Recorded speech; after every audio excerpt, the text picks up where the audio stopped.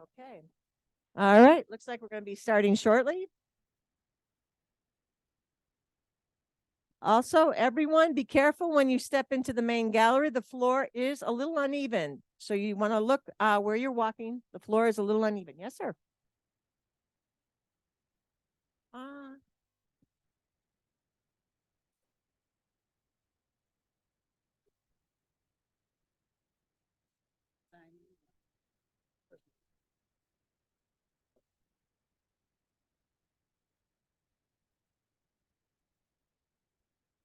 oh, okay. Oh, I'm sorry. Okay. Let's check that and make sure that is it too. Okay, everybody again, sign those appearance forms. We're going to be starting shortly.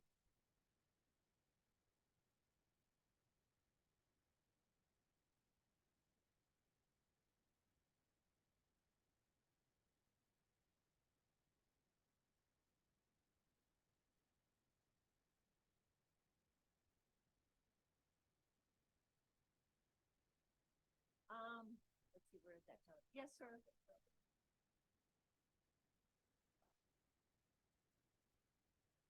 I double checked. It says it's 2 o'clock. I will see you back on the flip side. Okay, again, all the new people coming in, please sign in on the appearance forms. What you do is you find your address at the top. Then, if you're here for the applicant, you sign on top. And if you're here in opposition, you sign on the bottom. We need your name, address, and zip code. Opponents can sit on the east side of the building and go in the east entrance to the chambers. And then the applicant and its parties can sit on the west end here. This is west, and that's where the opponents usually sit. Yes, counsel. Oh, they took it out. I think. Okay. How you doing? You're here as applicant, right? Okay. Put this right there. Now, as I mentioned, you're going to be going in that entrance over there.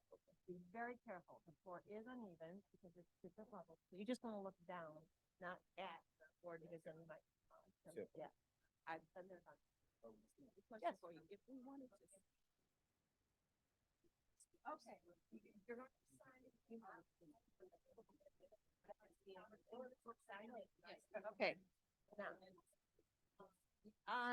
you, that will, okay. Again, everybody keep filling in those appearance forms.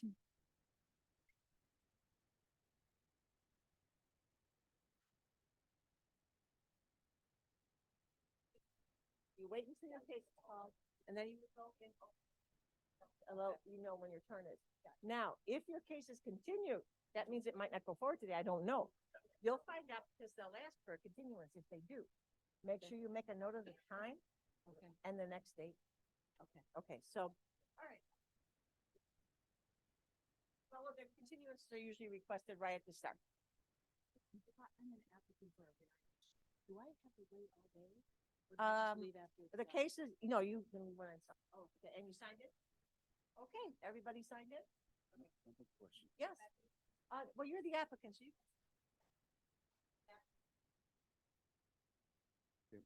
If my lawyer couldn't come today, Okay, could I ask for a continue? No.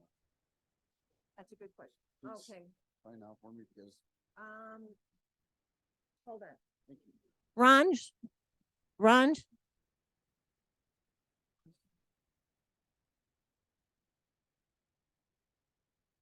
he has a problem. His attorney isn't showing up and he wants to ask for a continuance. So, yeah.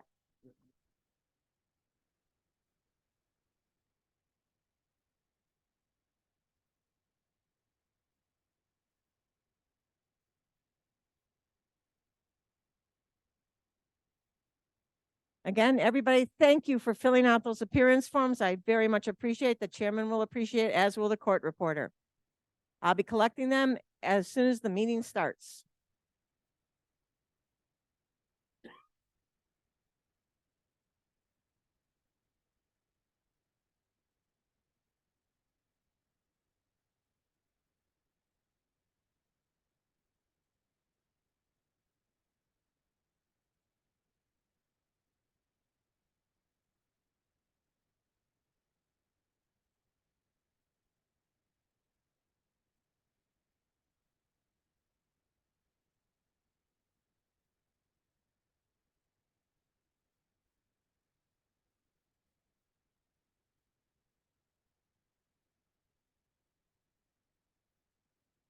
Again, everybody sign in.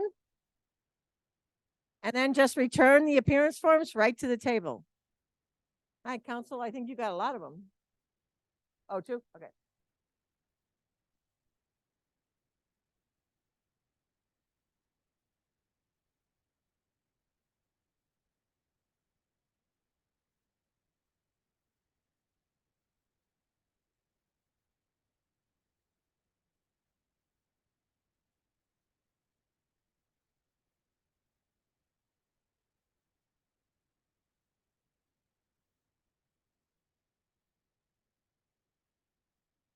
Okay, anyone requesting continuances, if you want to start lining up right here in the western aisle where that gentleman just stood up and is moving down the aisle. If you're requesting a continuance, follow that gentleman.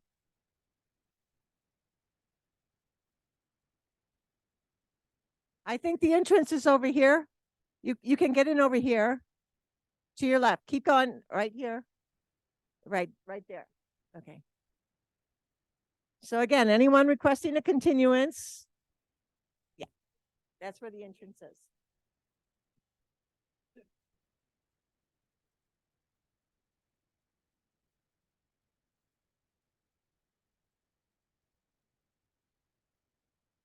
I'm gonna borrow one of your cell phones or your watch because my watch stops. So when the time comes and they start, tell me what time it is because I'm gonna put what time it is. So you're part of. Okay. Then it's gotta be at- I don't know if that's where-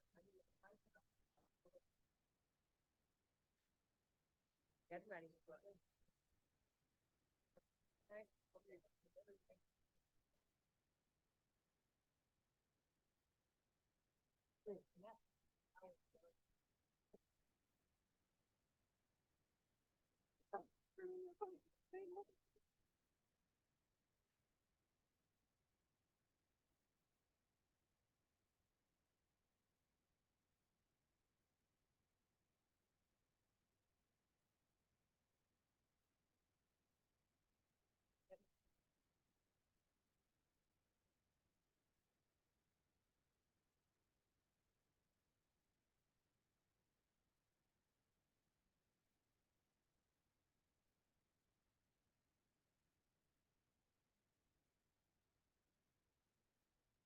Okay, good morning, everyone.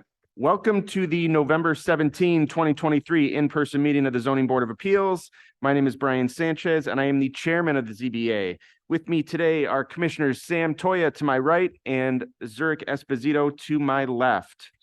I'd like to call this meeting of the Zoning Board of Appeals to order. I will take a roll call vote to establish quorum. Commissioner Esposito. Here. Commissioner Toya. Here. I'm present, quorum is established. The minutes of October's meeting have been distributed. Unless there are corrections, I move that we approve the minutes as distributed. Commissioner Toya seconds. Commissioner Esposito. Yes. Commissioner Toya. Yes. I vote yes, the minutes are approved. I move that we approve today's agenda. Commissioner Toya seconds. Commissioner Esposito. Yes. Commissioner Toya. Yes. I vote yes, the agenda is approved. All right, now I will take continuances and withdrawals, and I do want to point out to everyone that we have 3 commissioners today. So if you want to seek a continuance, please step forward now. Good morning, Chairman. My name is Robert Walker with the Walker Law Group. I'm stepping up on behalf of the application 424-23-S. At this time, the applicant will be requesting a withdrawal of his special use application. Okay, so calendar number 424-23-S is withdrawn. Thank you.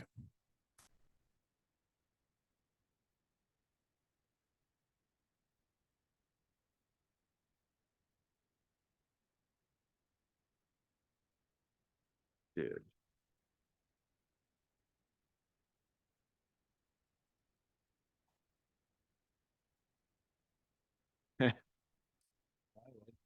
Hello, Good morning, Mr. Chairman. good morning. We're on behalf of the applicant for 1801 Hold on, to hold on. 03 Please be quiet. Please be quiet. on page 5 of the agenda. Applicant for number 427-23S, Luciana Norwood, seeking a continuance for that matter. All right, you said 427-23S? Yes, sir. All right, this matter will be continued to January 19, 2024, the 2 p.m. call, and no further notice will be given. Thank you, sir. And also on page 10 of the continued agenda, number 325. We have to do that in the afternoon.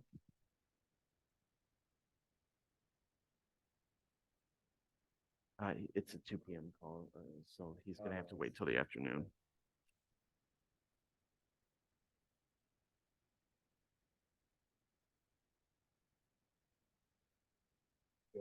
You want to withdraw again? Yeah. Let me just. Okay. Okay. For 2 p.m. two? Yeah, Okay. yeah.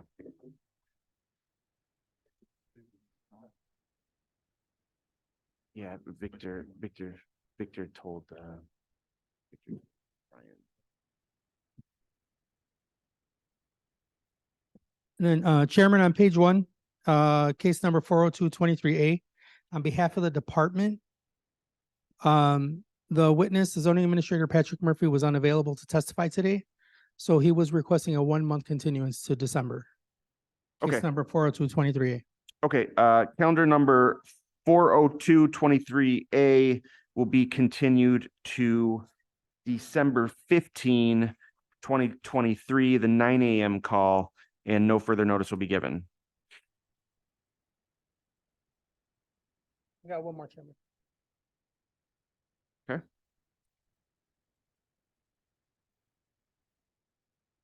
Good morning, Shelley Lyon from the 50th Ward, Alderman Silverstein. We respectfully request a continuance on the address of 2519 West Devon. Sorry.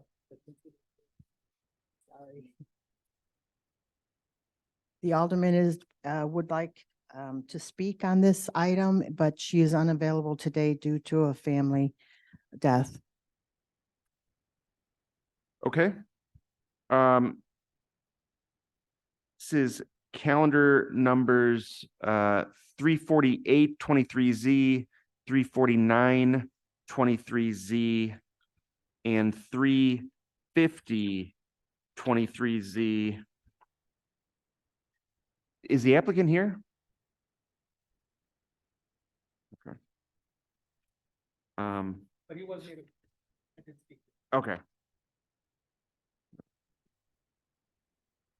Okay, so 348-23Z, 349-23Z, and 350-23Z will be continued to January 19, 2024, the 2 p.m. call, and no further notice. Morning? Okay, the 9 a.m. call on January 19, 2024, and no further notice will be given. Thank you very much. And then Chairman, also going back to 402-23, if that could also be on the 9 a.m. call. That one is, I did say 9 a.m. for that one.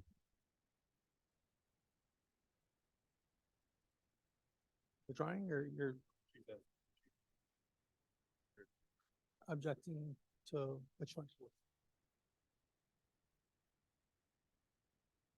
Second bill.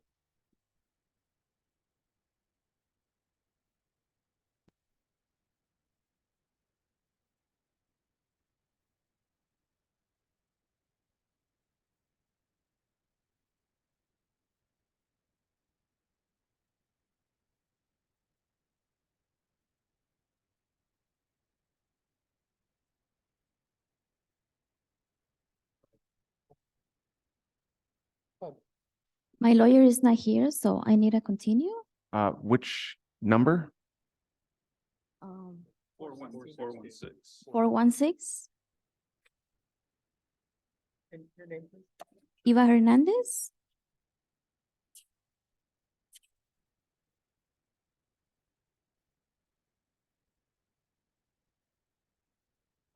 She's an objector. Okay. Are you asking for a continuance on 416-23S? Yes, You're in an objection? yes. Okay. Counselor Fatikas, are you here for the applicant? Yes, sir. I am here on behalf of the applicant. Again, Nick Fatikas for the record. Unfortunately, Chairman, we do have to object to the continuance request. We believe that it's based on competition. I don't want to get into the details of the case, but that's where we think based on our brief conversation, where we think the objections stemming from. And we're ready to proceed. Miss, could you tell me what the basis of your objection, or I'm sorry, what the basis of your request for continuance is? It's because the business is next door to me. It's a competition. Oh, And I've been there for 3 years already. okay. The request for a continuance is denied. We're going to hear it today, okay? Just so you know, competition is not a basis for an objection to zoning.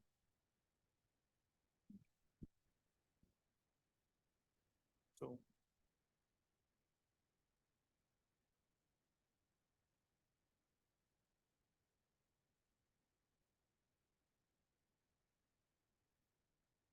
Okay, let's call the first case.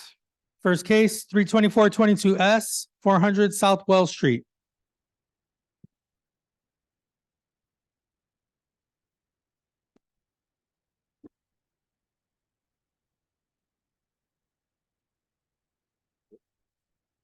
No, let me say.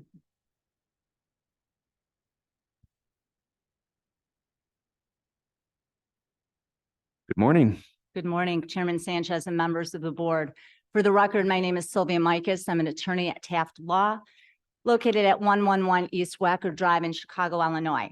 I'm here today on behalf of the applicant, TC Applico LLC, which is seeking a 12-month extension of its special use, which was granted by this board on October 24th, 2022. Applicant's special use request was to establish its adult use cannabis dispensary within the existing one and partial two-story building located at 400 South Wells. Here with me today is Craig Moore, manager of the applicant. Morning. Good morning. Since approval of its special use, the applicant sought to value engineer the construction of its proposed dispensary operations in response to increased construction costs. This caused a bit of delay. However, applicant has completed such value engineering and is moving forward with its complete building permit application. Therefore, the applicant respectfully requests a 12-month extension of its current special use in order to secure its necessary building permit and proceed forward with construction, secure its adult use license from the state, and open its proposed adult use cannabis dispensary. Also, we've spoken with Alderman Conway's office, and they are aware of the special use extension request. Any questions from the board? We will take this matter under advisement. Thank you. Thank you. Thank you. Next case, 40323Z, 826 West Hutchinson.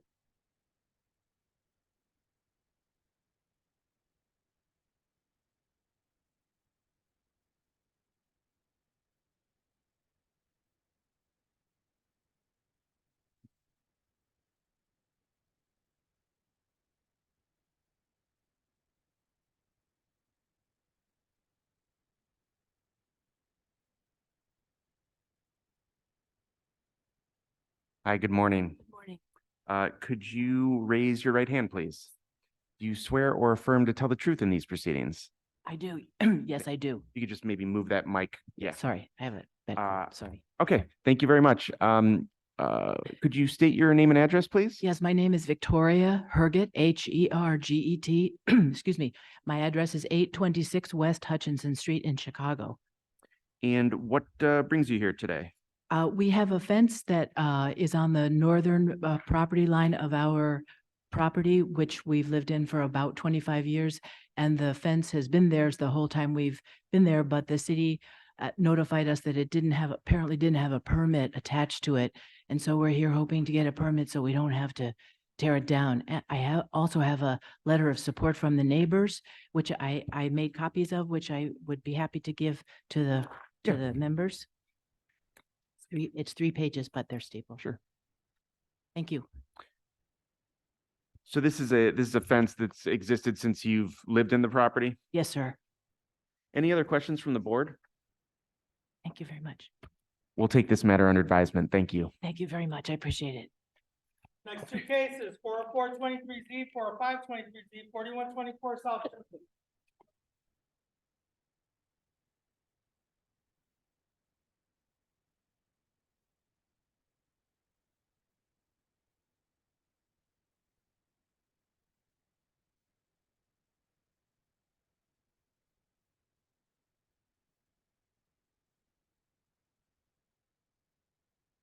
Good morning, Mr. Chairman. Good morning, Counselor. How are you? I'm well. How are you? Good. Would everyone planning to testify, please raise your right hand? Do you swear or affirm to tell the truth in these proceedings? I do. Thank you very much. Counselor Acosta, you can proceed with the short form. Thank you. Good morning, Mr. Chairman, members of the board. Rolando Acosta here on behalf of the applicant, seeking two variations. One is a setback variation. The second is a rear yard open space elimination for an existing property that is substandard in size. It's a 20-foot by 72-foot parcel that contains a row house. It is in a landmark district, so we are restricted from building above the existing structure. Back in 2019, Mr. Brickhouse, the owner, hired a contractor, asked them to secure permits to build an addition in the rear that would contain a one-car garage and an upper level that would be living space for his family. Contractor did not secure permits. Construction started. The neighbors identified that the construction was going on. Actually, the contractor not only did not pull permits, but he also built a southern wall encroaching on the neighbor's property. In 2020, Mr. Brickhouse appeared before this board seeking essentially the same variations so he could correct the problem. The board granted the variations, but due to COVID, he had some issues, couldn't actually execute on that, so those variations expired. There also was an issue because in 2020, the variation as granted had the southern wall moved 2 feet in from the property line. That actually placed that wall on top of a catch basin and midway through a door and midway through a window. So prior contractor didn't do his job. Prior architect did not do his job. Since then, we've hired a new architect, redesigned the addition, actually had extensive conversations with the neighbor to the south who is in support of what you see today, and modified our original request to take most of the wall and move it 2 feet off the property line, which is what they requested. Mr. Brickhouse agreed to incur the additional expense to remove the catch basin, so that would no longer become an issue, but we still have a bump out that encroaches into the setback because we have to accommodate the door and the window, as well as a stair that would provide rear access. So that brings us before you today, seeking these variations. Willie, will you please state your name and address for the record? Willie Brickhouse, 4124 South Berkeley. I prepared an affidavit that summarized your testimony, and if you were to testify today, would your testimony be consistent with that affidavit? Yes. Thank you. Jaime? Will you state your name and address for the record? There you go. My name is Jaime Gascon, project architect for 606 Design and Construction. My name is Jaime Gascon, project architect for 606 Design and Construction. And you're the project architect for the project. That is correct. And similarly, I prepared an affidavit that summarized your testimony. If you were to testify today, would your testimony be consistent with that affidavit? Yes. Mr. Chairman, members of the board, we're happy to answer any questions you may have. Any questions from the board? We'll take this matter under advisement. Thank you. Thank you. Thank you. Thank you. Oh, hold up. We have objectors here. Okay, here, sorry. please, if you could come up here.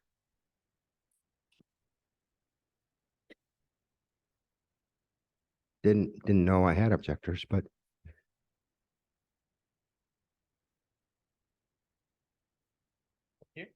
Yes, yeah, if you could take a seat there. First, if you could both of you raise your right hand. Do you swear or affirm to tell the truth in these proceedings? Yes. Thank you. First question I have for you is, have you spoken with the applicant about your objection? No. I would suggest that we pass the case so that you can talk and discuss your objection with them directly before we, have the hearing on it. Are you amenable to that? What does that mean to pass the case? So we're gonna basically just, we're not gonna take it under advisement yet. We're gonna allow you to talk with the applicant and discuss your concerns. And then I'll recall the case and you'll tell me whether or not you've resolved the objection or if you want to proceed with your objection on the case. Sure. And that'll be today. Yeah. Okay. All right, let's do that. So we're Thank gonna you, Mr. pass Chairman. this case. And just let us know when you've spoken. Thank you. 4318 West Irving Park Road.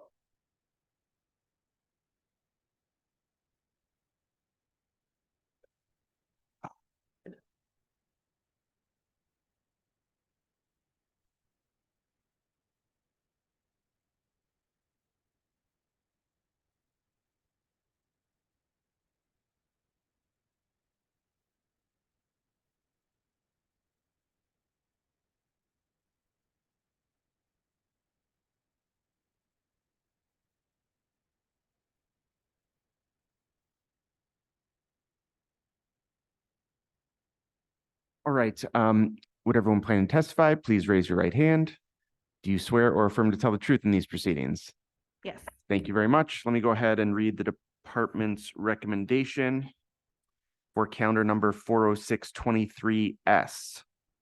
The Department of Planning and Development recommends approval of the proposed hair salon.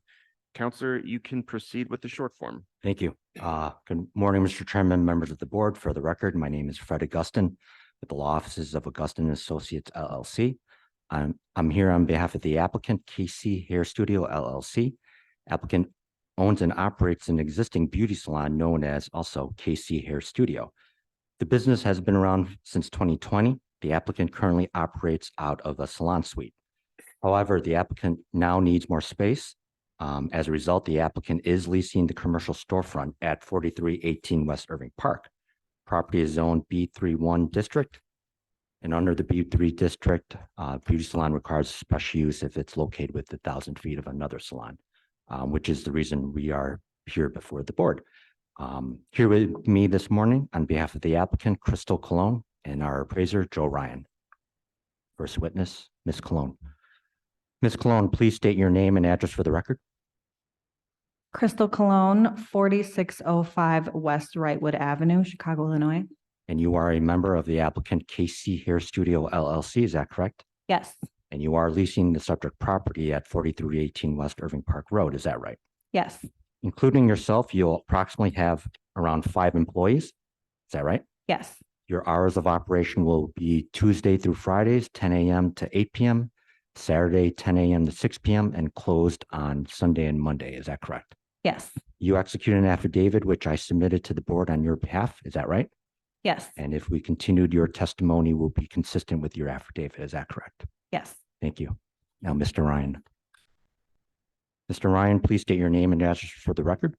Joseph M. Ryan, MAI, President, LaSalle Appraisal Group with offices at 9455 South Horn Avenue in Chicago. And you have testified before this board on numerous occasions. Is that correct? That's correct. The The board recognizes Mr. Ryan's expertise. Okay. Thank you, Chair. Thank you. Applicant plans to relocate her beauty salon at the subject property. Is that right? Yes. You reviewed the subject property as well as the surrounding properties that relates to the proposed special use. I did. And in your opinion, the proposed beauty salon complies with all the standards for a special use. Is that correct? It does, yes. You have prepared a written report with your findings. Yes. And in addition, you executed an affidavit, which I submitted to the board on your behalf. Is that right? Correct. And if we continued, your testimony would be consistent with your affidavit. Is that right? Yes, it would. Thank you. And Mr. Chairman, I have no further questions. We're here to answer any questions. Any questions from the board? We will take this matter under advisement. Thank you. Thank you. 14 West 47th Street.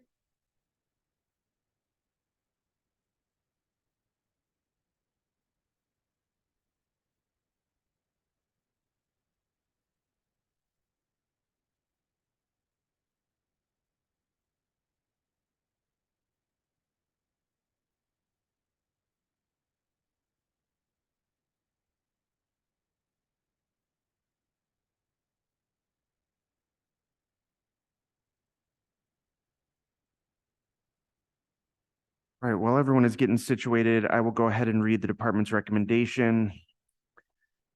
This is the recommendation for 40723S. The Department of Planning and Development recommends approval of the tavern expansion into another part of the building between the rear of the existing three-story building and the garage, provided one, the special use is issued solely to the applicant, Amparo Murillo. Two, the development is consistent with the design and layout of the plans and drawings dated November 17, 2023, prepared by Beata Clack. And three, prior to issuance of building permits, the final first floor plan sheet A 3.0 is updated to include the proposed new door access from the kitchen to the sidewalk / parking area to the west, consistent with sheet A 2.0 to provide on-site access to tavern storage area, and a final landscape plan is submitted for review and approval by the Department of Planning and Development. Would everyone plan to testify? Please raise your right hand. Do you swear or affirm to tell the truth in these proceedings? Sir, are you planning to testify? He's just here to help answer Oh, the okay, questions. okay. Yeah, that's his son. All right, Counselor, you can proceed with the short form. All right, thank you. Good morning, Chairman. Again, Fred Augustin, attorney of record. I'm here on behalf of the applicant, Amparo Murillo. Applicant owns the property at 3214 West 47th Street. Property is currently improved with a 2.5-story mixed-use building. There's commercial space at grade as well as dwelling units above. The commercial space is occupied by an existing tavern known as Raul's Bar and Grill. Applicant has owned and operated this establishment since he bought the property back in January of 2007. In November of 2020, the apartment above the tavern experienced a fire. And unfortunately, this fire damaged portions of the tavern, which forced the tavern to close. As the applicant was obtaining a building permit to fix the tavern, it was discovered that the existing enclosed connection between the tavern and the rear garage was built without a permit. When the applicant acquired the subject property back in January of 2007, the enclosed connection was already built. The applicant is seeking to lawfully establish this enclosed connection, which brings us obviously to the board this morning. Property is zoned B31 Community Shopping District, and under the B3 district, taverns only permitted if approved as a special use. And since the enclosed connection is an expansion of the tavern, it requires a new special use approval.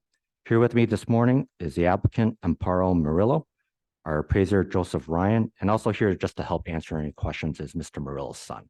So, and before I proceed, Mr. Chairman, I do have a letter of support from Alderwoman Ramirez. I don't know if you have a copy of it. I'd be happy to submit a copy to. I don't believe I have a copy of that. So if you want to submit that, yeah.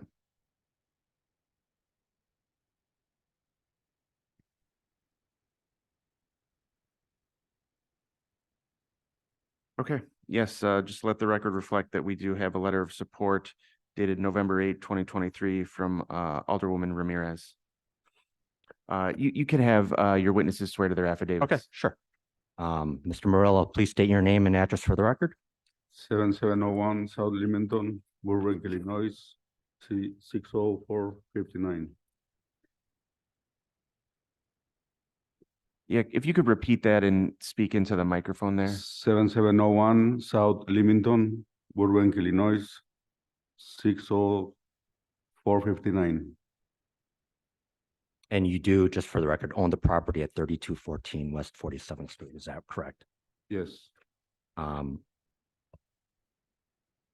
And obviously, as I outlined earlier, you're here this morning to lawfully establish this enclosed connection. Is that correct? Yes. Which requires a special use. Yes.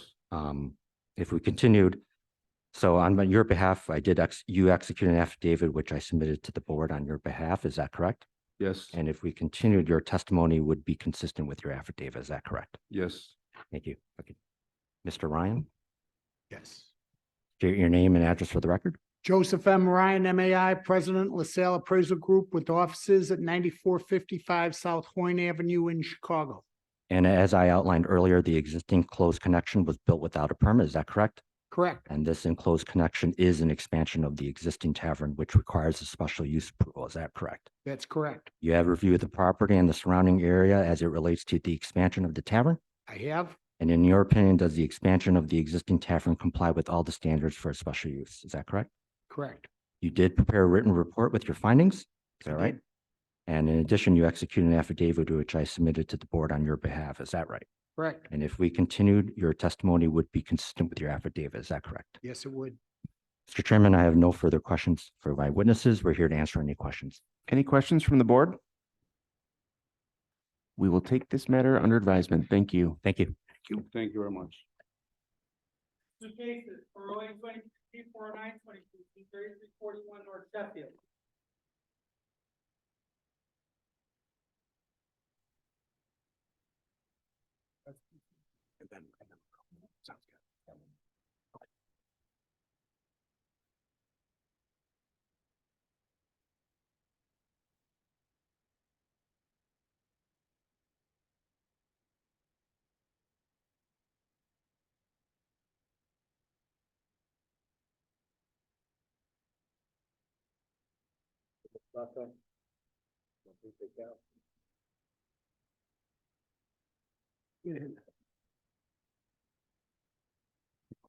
See it.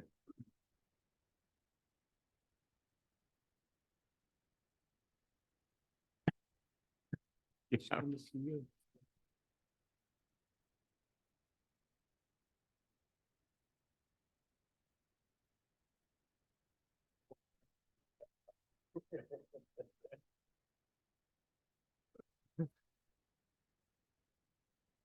All right, would everyone plan to testify? Please raise your right hand. Do you swear or affirm to tell the truth in these proceedings? Yes. Thank you very much. Counselor Augustine, you can proceed with the short form. Okay. Thanks. Thank you, Chairman. Again, for the record, Fred Augustine. I'm on behalf of the applicant 3335 to 37 North Sheffield LLC. The applicant owns the property at 3339 to 41 North Sheffield. Property is currently improved with a two-story residential building. The plan is to demolish that existing building and redevelop it with a new four-story residential building containing 8 dwelling units, 4 off-street parking spaces, and a rooftop deck. In order to do this building, the applicants are seeking variations to reduce the rear setback from the required 27.74 feet to 17.75 feet, as well as the rear yard open space from 288 square feet to 239 square feet. Here with me this morning on behalf of the applicant, Adam Steinberg, and as well as Michael Mauricio with MC Associates LLC. Mr. Chairman, let me jump in here for a second because we did have an objector sign up for this one. You did. Carlo Tamayo. Do we have a Carlo Tamayo here? If you're here an objection for this matter, if you could just come up here and take a seat.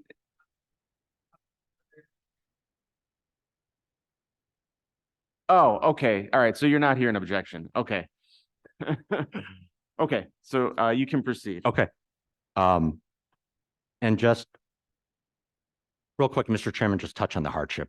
We do have an oddly shaped lot, 2 different lot depths. Our north property line is only 83 feet deep. South property line is 102 feet deep. Both are shorter than a standard city lot, which is obviously 125 feet deep. And just for the record also, the applicant also redeveloped the property at 3335 to 37 North Sheffield, which is immediately south of this property. They were before this board back in, I believe, April of 2022. Again, similar type of building. The board approved the variations for that. So with that, first witness, Mr. Steinberg, please state your name and address for the record. Adam Steinberg, 2720 Dundee Road, Northbrook. And you are a member of the 3335 to 37 North Sheffield LLC, is that correct? Yes. Which owns the subject property, is that correct? Yes. Your plan is to demolish the existing building and construct a new 4-story residential building with 8 units and 4 off-street parking spaces, is that right? Yes.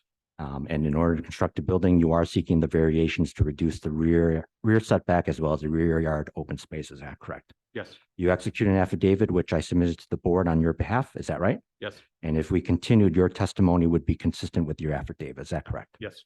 Thank you. Mr. Mauricio, please state your name and address for the record. Michael Moresso, 120 West Madison, Chicago, 60602.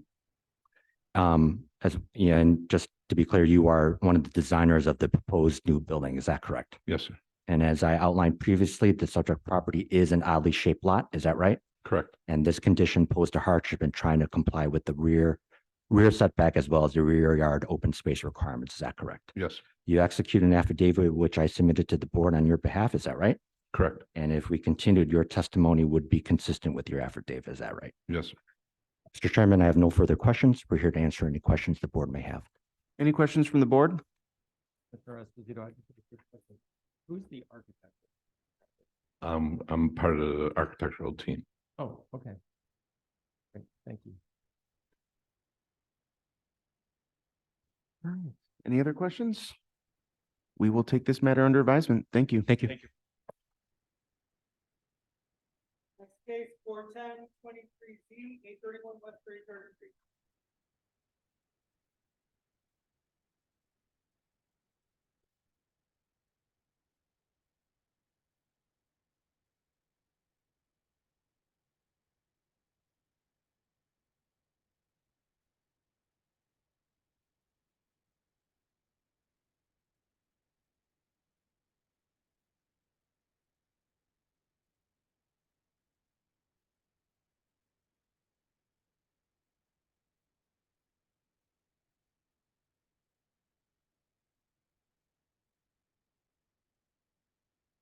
All right, would everyone planning to testify, please raise your right hand. Do you swear or affirm to tell the truth in these proceedings? Do.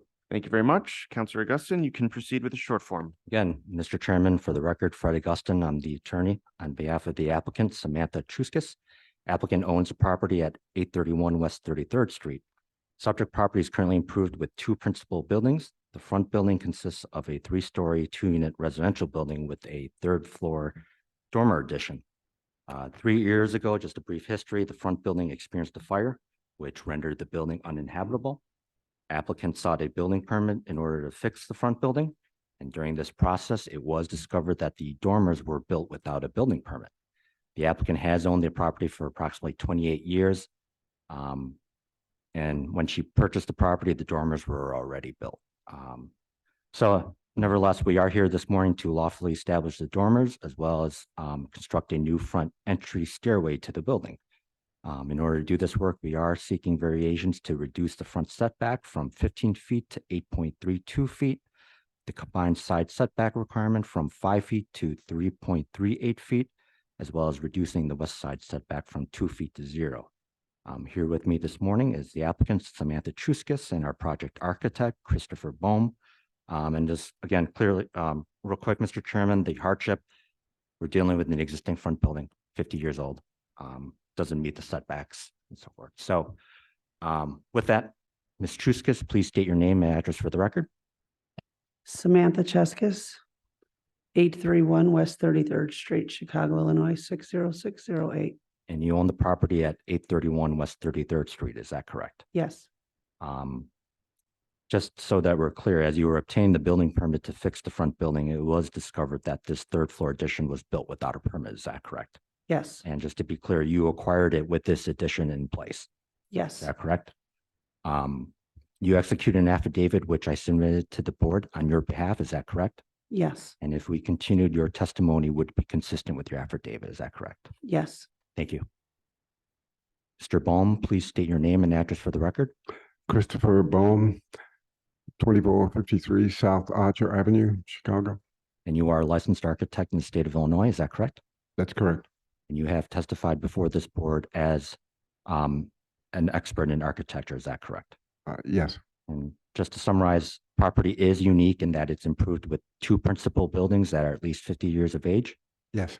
And as I previously outlined, we are seeking variations to the front and side setbacks in order to lawfully establish the 3rd floor dormer as well as the proposed new front stairway. Is that correct? Yes.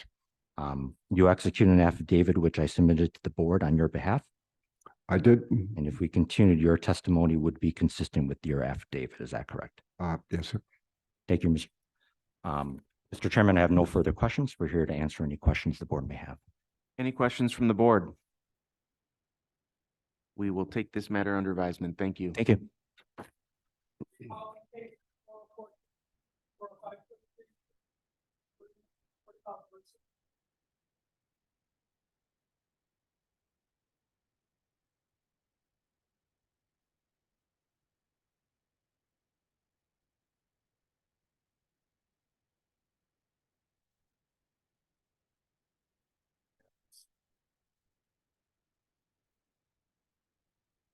Everybody has already been sworn in. As Commissioner Toya likes to say, communication is the key to success. Counselor Acosta, can you report on your conversation with the objector? Yes, sir. Rolando Acosta here on behalf of the applicant. We had communication and we had success. They were a little confused about where we were extending and they thought they were going further into the alley, which we are not. So I think they have no further objection. You just heard Counselor Acosta explain your conversation with him, and was that accurate? Completely. So you're withdrawing your objection? Correct. Okay. All right. Thank you very much. Thank you. And had you completed you had completed your case? Yeah. Okay. So we will take this matter under advisement. Thank you very much. Thank you. See? And communication is success. Cases 41123S, 41223P, 4711 North Raven.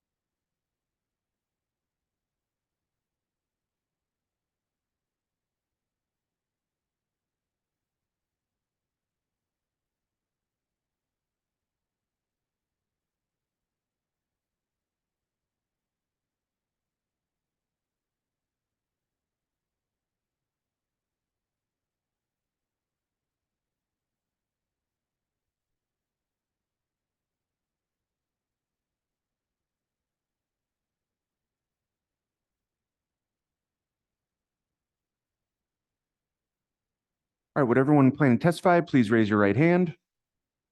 Counselor, you're not going to testify. You're going to present your case. Do you swear or affirm to tell the truth in these proceedings? I do. Thank you very much. Let me go ahead and read the department's recommendation for calendar number 41123S.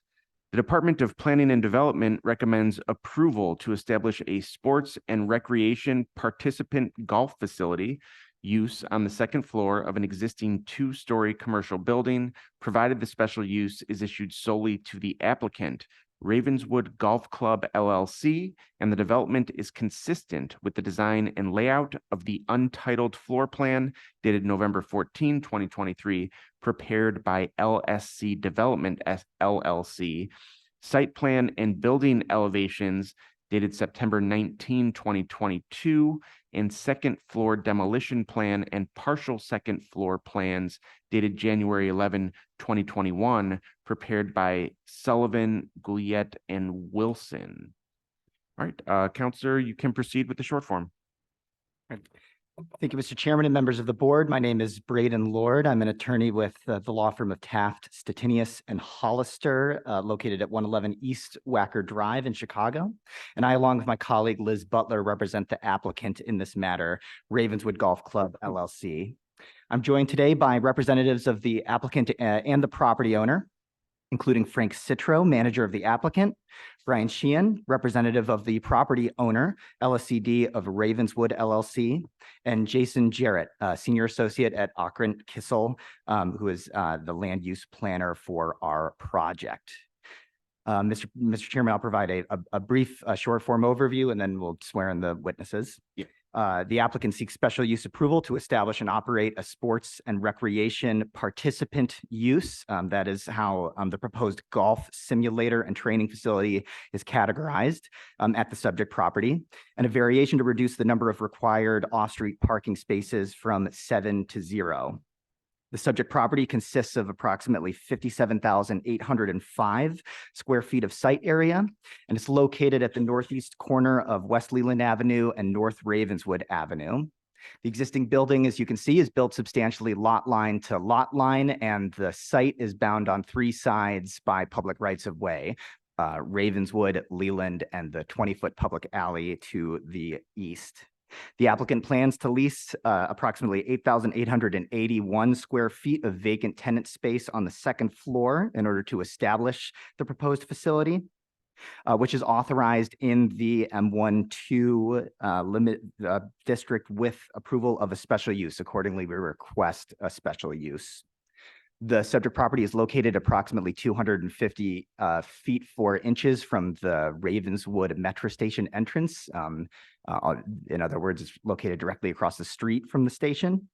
And is therefore eligible for a transit-served location reduction of up to 100% of required parking with approval of an administrative adjustment, or in this case, because a special use is sought, approval of a variation. As I mentioned, the existing building takes up the entire lot, and the lot is bound on 3 sides by public rights of way. For that reason, adding any additional on-site off-street parking would require the partial demolition and reconstruction of the 77-year-old former industrial building. That would effectuate a particular hardship on the applicant because it would involve unique construction costs due to the surrounding conditions. And it would render the overall project financially infeasible, as explained at greater length in the reasonable return analysis that was included with the application. With that, I will swear in our witnesses. They've been sworn in, just have them swear to their affidavits. All right, Frank Citro, please state your full name, title, and business address. Frank Citro, I'm the manager at Ravenswood Golf Club, 4711 North Ravenswood Avenue in Chicago, Illinois. As the manager of the applicant, you have specific knowledge regarding the plans and operations of the proposed facility. Is that correct? Correct. You are aware that as counsel for the applicant, I've submitted a proposed findings of fact and an affidavit setting forth your testimony and signed by you? Correct. And if you were to testify today, would your testimony be consistent with those proposed findings of fact and affidavit? Correct. All right, Brian Sheehan, next. Could you please state your full name, title, and business address? Brian Sheehan, Senior Vice President of Asset Management for LSC Development LLC. We're the manager for LSCD of Ravenswood LLC, the landlord, 777 Lake Zurich Road, Barrington, Illinois. Thank you. Mr. Sheehan, do you have specific knowledge regarding the subject property and the plans for the proposed facility? Correct. Are you aware that as counsel for the applicant, we submitted proposed findings of fact and an affidavit signed by you in setting forth your testimony? Correct. And if you were to testify today, would your testimony be consistent with those proposed findings of fact? Yes. Thank you, Brian. Jason, could you please state your name, address, and the business? Yes, my name is Jason Jarrett. I'm a certified planner with Okrent Kissel Associates at 141 West Jackson here in Chicago. And the board recognizes Mr. Jarrett's expertise. Thank you. Mr. Jarrett, were you retained by the applicant to conduct an urban planning analysis of the proposed special use and variation to establish a sports and recreation participant golf simulator facility at the subject property? I was. Have you prepared a report detailing your analysis, findings, and conclusions? And has that report been submitted and previously admitted into evidence? Yes, I did, and it was. If you were to continue to testify today, would your testimony be consistent with the findings and conclusions, specifically that the proposed facility is consistent with the general criteria for approval of special uses and variations? It would. Okay. Thank you, Mr. Jarrett. Mr. Chairman, I have no further questions and no further witnesses. Any questions from the board? Commissioner Esposito, applicant have prior experience running a sports facility, golf facility of this type? Frank, I think you can testify. Thank you. No, I currently belong to one, and I will be, the other partner with me in the business has much experience. And what do you expect your hours of business to be? I believe it's stated in there, but 5 a.m. to 11 p.m., similar to like a gym locally. Thank you. Any other questions from the board? We will take this matter under advisement. Thank you. Thank you. Thanks. Okay, 413-23S, 2232, 40 West Roscoe.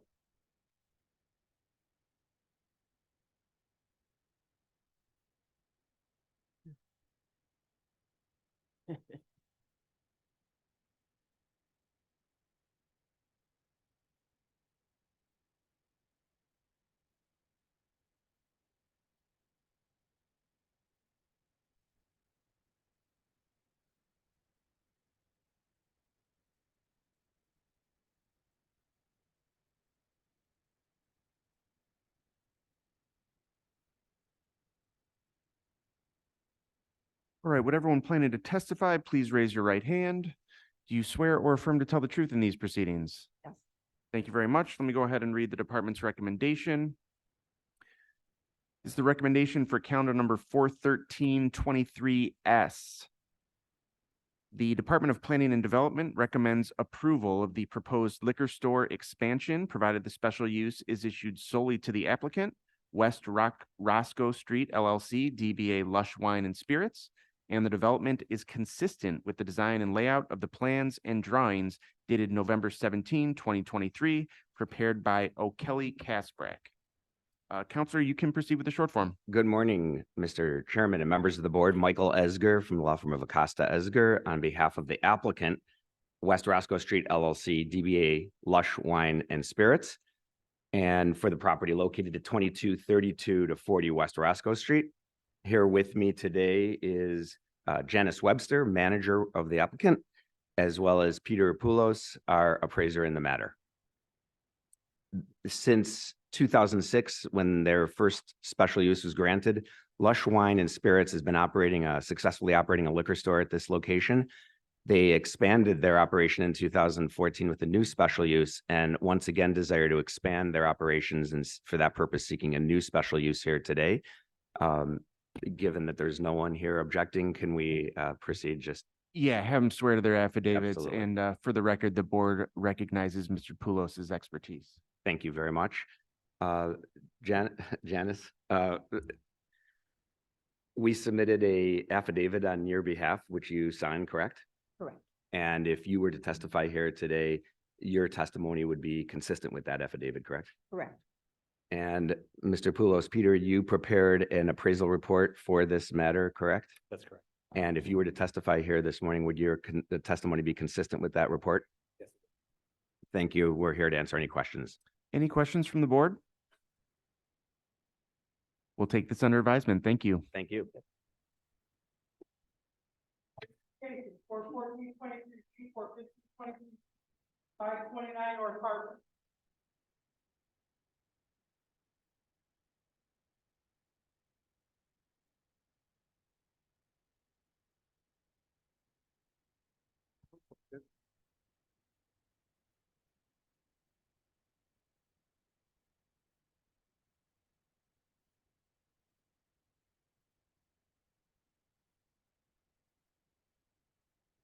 Are there any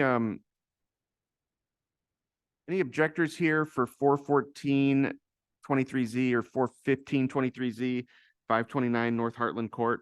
Are there any objectors? Okay, for the record, I don't see any. Would everyone who's planning to testify, please raise your right hand. Do you swear or affirm to tell the truth in these proceedings? I do. Thank you very much. Counselor Fatikas, you can proceed with the short form. Thank you very much, Chairman. For the record, again, Nick Fatikas from the law offices of Sam Banks. I'm here on behalf of the applicant, JMP Development Corp. The applicant owns the subject property at 529 North Heartland Court. As you can see from the survey, the subject lot is significantly substandard, measuring 23 feet wide by only 79 feet deep. The lot itself is currently vacant and unimproved. The applicant is proposing to develop the property with a new 3-story single-family home. In order to permit the project on the substandard lot, the applicant is seeking variations to reduce the rear setback and to relocate the open space to the roof deck proposed above the attached garage at the rear of the lot. I have 2 witnesses available to testify on behalf of the applicant, Mr. Jose Lozano, and our project architect, Mr. John Hanna. And with that, I can call Mr. Lozano. Can you please state your name and address for the record? Jose Lozano, 721 North Sunrise Drive, Romaville, Illinois, 60446. And you are the president of JMP Development Corp., which owns the property? Yes, And as I stated, your plan is to develop the vacant lot with a new 3-story single-family home. Is that right? yes, And Mr. Lozano, you did sign sworn statements that it's your understanding we've submitted to the zoning board? yes, And if you were to continue to testify, would your testimony be consistent with the statements we provided? yes. Thank you very much. John, can you please state your name and address for the record? John Hanna, President of Hanna Architects, Inc., 180 West Washington, Chicago, Illinois. And John, you designed the program for the proposed 3-story single-family home and attached garage? That's correct. And in terms of hardship, the issue is, again, the substandard lot dimensions 23 feet by 79 feet deep. Correct. And John, it's your understanding again that we also submitted a witness statements on your behalf in this case? Yes, And if you were to continue to testify, would your testimony be consistent with the statements we provided? it would. Oh, and I actually skipped one question. Even though we're asking for a rear setback reduction to 5 feet, the plan you're presenting actually has a 22-foot 3-inch setback from the rear of the 3-story portion of the building. Is that right? Absolutely true. So in effect, we are trying to honor the rear setback that would be imposed on the lot. That's correct. Thank you. Chairman, that concludes the applicant's case in chief. We'd be happy to answer any questions you or the board members have. Any questions from the board? All right, we'll take this matter under advisement. Thank you very much. 23S, 5823 West Fullerton.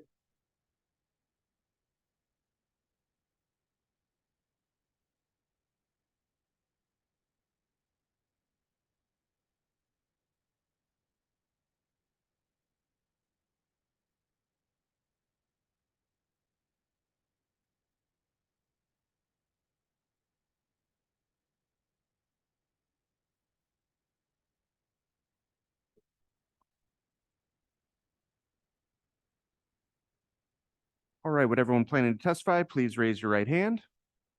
Do you swear or affirm to tell the truth in these proceedings? Yes. Thank you very much. Let me go ahead and read the department's recommendation for calendar number 41623S. The Department of Planning and Development recommends approval of the proposed hair and nail salon. Councilor Fatikas, you can proceed with the short form. Thank you again, Chairman. For the record, Nick Fatikas from the law offices of Sam Banks. I'm here on behalf of the applicant Quakulas. Did I get it? Beauty Salon Incorporated. The applicant has a lease for the ground floor retail unit at the subject property, which is again located at 5823 West Fullerton Avenue. The applicant's proposing to establish a hair and nail salon within that space, and in order to do so, we're seeking a special use because there is at least one other personal service use within 1,000 feet of our property. I do have two witnesses on behalf of the applicant, Ms. Annie Peralta, and our MAI appraiser, Mr. Joe Ryan. With that, Annie, can you please state your name and address for the record? Yes, good morning. My name is Annie Annie Peralta, and the address is 5823 West Fullerton Avenue. And you are the president of the applicant? Yes, And as I stated in my introduction, you're proposing to locate a hair and nail salon in the retail unit at the property. Is that right? yes, Our findings of facts were submitted that say you do have 4 years of experience yes, in the industry, yes, and you intend to hire 2 employees, yes, and you actually hope to hire more as business develops. yes, correct. And Annie, again, we did submit witness statements on your behalf in this case. Yes, And if you were to continue to testify, would that testimony be consistent with the statements we provided? yes, it will be. Thank you. Joe, can you please state your name and address for the record again? Joseph M. Ryan, MAI, President, LaSalle Appraisal Group with offices at 9455 South Point Avenue in Chicago. And Joe, the scope of your assignment in this case was to evaluate whether the requested special use would comply with the general criteria for special uses as set forth in the code. Is that right? Yes, You inspected the subject property in the surrounding area. I did. You prepared a written report summarizing your findings and conclusions. I have. And it's your understanding my office submitted a copy of that report to the board. Correct. And if you were to continue to testify, would that testimony be consistent with the findings and conclusions contained in your report? It would. Thank you, Chairman. That concludes the applicant's case in chief. We'd be happy to answer any questions you or the board members have. Any questions from the board? We will take this matter under advisement. Thank Great. you. Thank you so much. Yeah.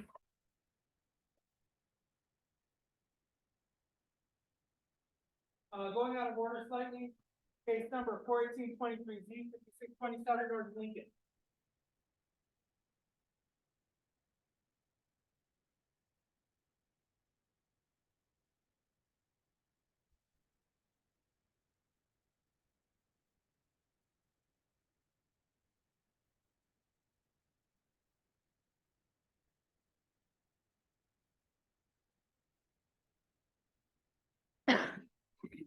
All right. Would everyone planning to testify, please raise your right hand? Do you swear or affirm to tell the truth in these proceedings? Thank you very much. Counselor, you can proceed with the short form. Okay, good morning again, Mr. Chairman and members of the board. My name is Sylvia Micus. I'm an attorney with Taft, Stettinius, and Hollister, located at 111 East Wacker Drive in Chicago, Illinois.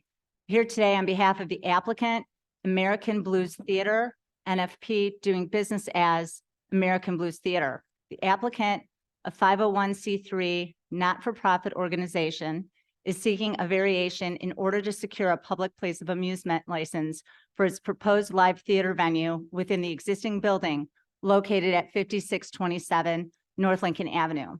As the subject property is located within 125 feet of an RS3 district, the applicant must secure a variation in order to secure a PPA license. Here with me today are witnesses who will testify on behalf of the applicant, including Wendy Whiteside Van Handel, Executive Artistic Director of the applicant, and expert witness George Kissel of Okrent Kissel Associates.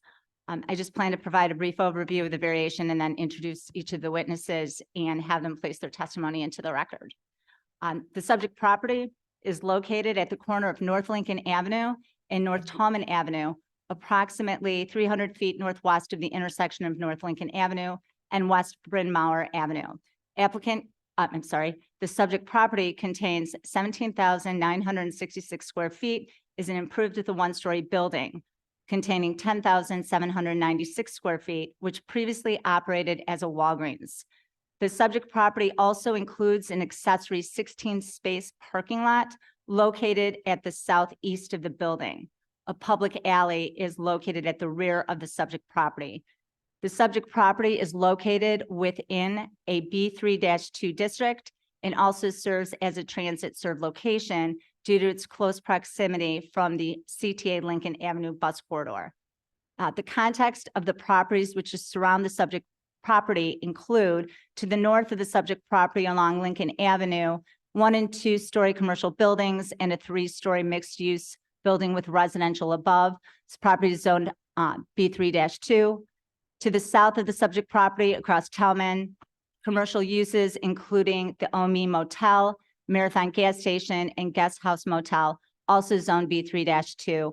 To the south of the subject property across Lincoln Avenue, the Budlong Woods branch of the Chicago Public Library, also zoned B3-2.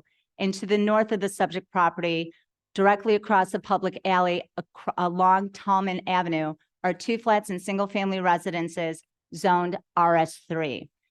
The applicant, which owns the property, plans to renovate the existing building and operate its live theater, which will include the production of high-quality dramatic plays with a focus on stories at the core of American society. The applicant was founded in 1985 and named American Blues Theater in homage to the country's blue-collar worker. While its name leads one to envision musical entertainment, applicant's mission is in the production of new and classic American plays. The applicant also plans to provide a range of free services, including continuing education programs, writing instruction, reading rooms, small musical concerts, and matinees in conjunction with the Chicago Public Library. As depicted on the floor plan submitted, the proposed theater will include a main stage, a 137-seat auditorium, lobby, and concession area. Performances will be held on Thursday, Friday, and Saturday evenings, beginning at 7:30 p.m. with a 2-hour duration. Sunday matinees will begin at 2:30 in the afternoon, also with a 2-hour duration. The theater will open its doors 1 hour prior to a performance with access limited to solely ticket holders. Concession sales will operate within 1 hour prior to the performance, during intermission, and close 30 minutes after curtain down. The applicant has worked closely with Alderman Vasquez and the city regarding its plans, including securing $2.5 million in TIF funds in order to finance its proposed theater. Furthermore, as noted in the applicant's findings of fact, Alderman Vasquez lifted the existing liquor moratorium on the east side of Lincoln Avenue, which will allow applicant to serve alcohol as part of its concession services. The applicant met with and secured letters of support from the Budlong Woods branch of the Chicago Public Library and the Ravenswood Chamber of Commerce. Such letters were included in applicant's findings of fact. The applicant also participated with the alderman in meetings with community residents, during which the applicant presented and discussed its plans for the live theater. With that, I will turn to my first witness, Wendy Whiteside Van Handel, who is here on behalf of the applicant. Ms. Whiteside Van Handel, please state your name, address, and business or profession for the record. Wendy Whiteside Van Handel, 5627 North Lincoln, 60659, Executive Artistic Director. Ms. Whiteside, as you are aware, TAF submitted findings of fact in your affidavit regarding applicant's proposed variation to the board, which were submitted into evidence. If you were asked to continue to testify, would your testimony be consistent with those findings of fact and affidavit? Yes. Thank you, Ms. Whiteside. Mr. Kissel, your firm was retained by the applicant to conduct an urban planning analysis of the proposal for a variation in order to secure a public place of amusement license for a live theater venue located within 125 feet of an RS3 district, correct? That is correct. And Mr. Kissel, have you prepared a report detailing your analysis, findings, and conclusions? And is that report in the materials submitted to the board and submitted into evidence? Yes. If you were continued to testify, would your testimony be consistent with findings and conclusions contained in your report, specifically that the proposed live theater is consistent with the general criteria for approval of a variation? Yes. As a longtime member of the Chicago theater landscape, applicant seeks the board's approval so that it may establish its first permanent home at the subject property. As noted in Alderman Vasquez's letter of support, applicant's proposed theater will contribute to the cultural vitality of the community as one of the flagship projects of the newly created Lincoln Avenue North Arts District. This concludes our case in chief. We are available to answer any questions. Thank you. Thank you. Any questions from the board? We'll take this matter under advisement. Thank you. Going back, case 41723S 7127 North Clark.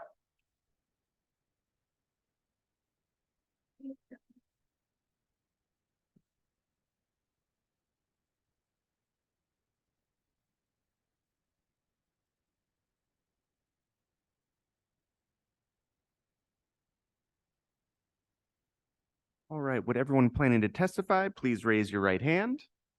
Do you swear or affirm to tell the truth in these proceedings? Yeah. Thank you very much. I'll go ahead and read the department's recommendation.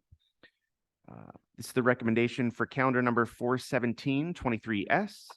The Department of Planning and Development recommends approval of the proposed hair salon. Counselor, you can proceed with the short form. Thank you, Mr. Chairman. The applicant Major Tier Salon and Spa LLC intends to operate a hair salon within 978 square feet of existing single-story commercial space at 7127 North Clark Street, with no changes to the exterior of the building. There will be no massage or nail services offered at this location. The applicant's president, Ellen Phillips, who's seated next to me, has deep roots in this community and has lived here her whole life. In fact, she previously resided at this building in her life, and her sister resides there now. Given her deep connection to the area and that her entire client base resides within walking distance, Ms. Phillips is elected to operate at 7127 North Clark. She's been in the hair and beauty industry for over 16 years, including at a different salon near 7127 North Clark. She's graduated from Truman College Cosmetology program and will be licensed for both cosmetology and esthetician aesthetic services. The applicant intends to hire approximately 11 to 12 jobs. Each individual working at this establishment will be properly trained and credentialed. The business will be open 7 days a week, 9 a.m. to 7 p.m. Monday through Thursday, 8 a.m. to 10 p.m. Friday and Saturday, and 10 a.m. to 6 p.m. on Sunday. Ms. Phillips, before this meeting, Ms. Phillips has met with Alderwoman Haddon and the Rogers Park Business Alliance and has been in regular contact with them since and has their support. With that in mind, I will swear or call the witnesses. Ms. Phillips, can you state your name for the record? Ellen Phillips. And you're the president of the applicant, correct? Yes. And you signed an affidavit in connection with this application, correct? Yes. And the statements that you made in that affidavit are true and correct? Yes. And you adopt as your testimony here today the statements that you made in that affidavit? Yes. Mr. Ryan? Can you state your name for the record? Ryan, MAI, President, LaSalle Appraisal Group, with offices at 9455 South Point Avenue in Chicago. And Mr. Ryan, you prepared a report that was submitted for the findings of fact, correct? I did. And the observations and statements and findings that you made in that report, they're true and correct. Yes, And you signed an affidavit that was submitted with the findings of fact? I did. And the testimony you provide in that affidavit is true and correct? Yes, And do you adopt here as your testimony here today, the findings, observations, and conclusions you reached in your report? I do. And do you adopt here today as your testimony, this testimony that you provide in that affidavit? Yes. No further questions. Happy to answer questions. Any questions from the board? We will take this matter under advisement. Thank you. Thank you, Mr. Chairman. Next two cases, 41923Z, 42023Z, 2462 North Orchard.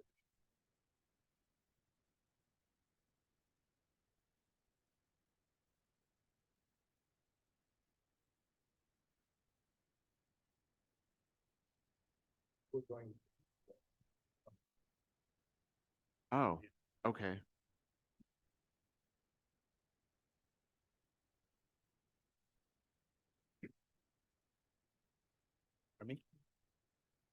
I gave it to him already and talked to him.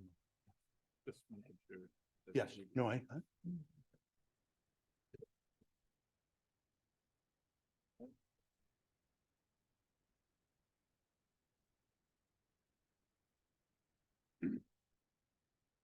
All right, would everyone planning to testify, please raise your right hand?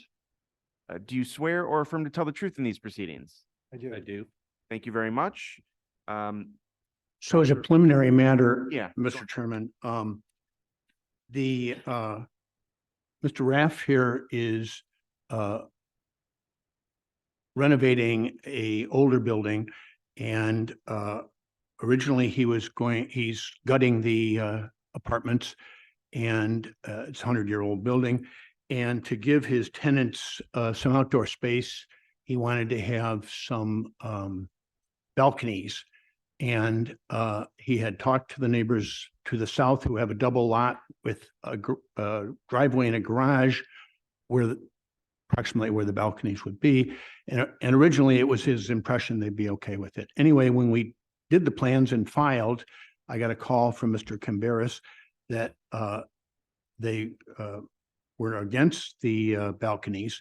And so I told my client and I told his architect, and in deference to the neighbors, we resubmitted the plans for as to the south side setback. And we went to the examiner and their supervisor, and the email chain that you have and I've given to the objectors says that the south side setback will now be in compliance. Basically, instead of a 5-foot balcony that would go to the lot line, we've withdrawn it to give the 2-foot setback that's required. So at this time, we would withdraw case number, case number 41923Z. We still have to go forward, as the examiner says, with the rear yard open space because we have stairs that we can't fit it in because of the existing 100-year-old arrangement in the rear yard there. Okay, so just for the record, calendar number 41923Z is withdrawn. That is correct. Okay. And if I could just turn to the objectors for a second here. Sir, could you state your name and address, please? My name is Ted Camberos. I live at 245658 North Orchard Street. Okay. And ma'am, if you could state your name and address? My name is Nancy Smith and I live at 2454 North Orchard. Okay. Having heard that the changes that have been made with regard to the balcony and the variation with regard to that being withdrawn, do you still have an objection? Yes. Okay. All right, so Counselor Moore, proceed with your case. Let's switch places here.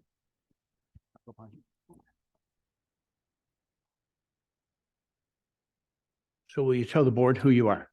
I'm Jim Raff. I'm the owner of, well, Maikai Capital, which owns 2462 North Orchard, and I'm also the neighbor.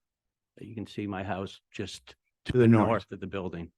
So, and the objectors are your neighbors to the south. They are, and Ted is also the real estate agent who sold me the building. And when he sold me the building, I asked him about putting on balconies, and he said, yeah, he doesn't care. It's your building, do what you want. But in any case, when we notified him and gave him the plans, he said after he decided that he didn't want balconies there. Is that right? Absolutely correct. And so you told your architect, and we went back to the zoning department, and you withdrew the balconies. You're still going to have balconies, but they're going to be compliant now. You no longer need a variance. Is that right? Correct. Okay. But you still need a rear yard open space. Is that right? We still need rear yard open space. We're not adding anything, but there's the existing stairs. We're actually creating more open space because we're taking down the enclosed balconies. Okay. And this is a 100-plus-year-old building? Yeah, it was built in 1910. And that was before the more recent zoning code regulation that requires new buildings to build rear yard open space. Is that right? Correct. And so since you're doing a major renovation, it still applies to you, but you'd have to tear away part of at least the access part of the existing building to comply. Is that right? You'd have to rip off the back stairs. Okay. And then you'd have another violation. Okay. So your hardship is that it's a 100-year-old building and that you're renovating it and improving it, but you can't comply with the more recent regulation that really applies to new construction. Is that right? That is correct. Okay. And you're not doing this purely for money. You're doing it to create a better living space for your tenants. Is that right? Better space for the tenants. I live next door. I want to restore the building to exactly how it was. So we're restoring the lobby, putting all original windows in. Just trying to make it a nicer building in the neighborhood. Okay. And you and I worked out an affidavit that addressed all the criteria necessary for this board to grant this variance. And if you were to continue to testify, you testify consistently with that. Is that right? That would be correct. And will you tell us who you are, sir? Ellen Villanueva. I'm a licensed architect in the state of Illinois. I'm the owner of Studio Villanueva Architecture, the architect of record for the project. And you've appeared in front of this board many times before. Is that right? Yes, I have. Okay. And Mr. Raff has told the story, but you actually interacted with the supervisor and the examiner who had originally given you the denials for the two variances, and you went back to him with revised drawings and asked them, could you be compliant on the south side? Is that right? That is correct. And the series of emails that I've given the board reflects both your colloquy with the examiner, Mr. Dudley, and his supervisor, Kyle Bartlett. And then the last one is to me saying that you no longer need a variance on the for the side yard, but you still must go forward on the rear yard open space. Is that right? That is how the emails read, correct. And what's the hardship? Why do we need a variance on the rear yard open space? The building is built with a sizable mass as the existing structure, and then the enclosed rear yard, the rear required exit also takes up a lot of the rear yard space that's available. We also have to comply with the parking restrictions or comply with the parking requirements of the district. We are providing 2 spaces, which we are required to do. You know, we would also like to have the ability to park a third spot vehicle there, as there are 4 units in the building. We also have space dedicated to exterior air conditioning condensers, which are required to be placed someplace on the outside. Given the nature of the building and how it was constructed, being lot line to lot line at the front and nearly lot line to lot line in the rear, there's no side yard there's no side yard space to place those units and still have the required exit and public egress path to a public way. And you and I worked out an affidavit where you addressed all the criteria necessary for the board to grant this one remaining variance. And if you continue to testify, you testify consistently with it. Is that right? That is correct. And if this variance is granted, the property will be totally compliant when done. Is that right? That is correct. That's all. That's our case in chief. All right. Before we go to the objectors, are there any questions for the applicant from the board? Quick question, Commissioner Esposito. So just to be clear, in order to be compliant with the rear yard setback requirement, you would have to remove a portion of the existing building?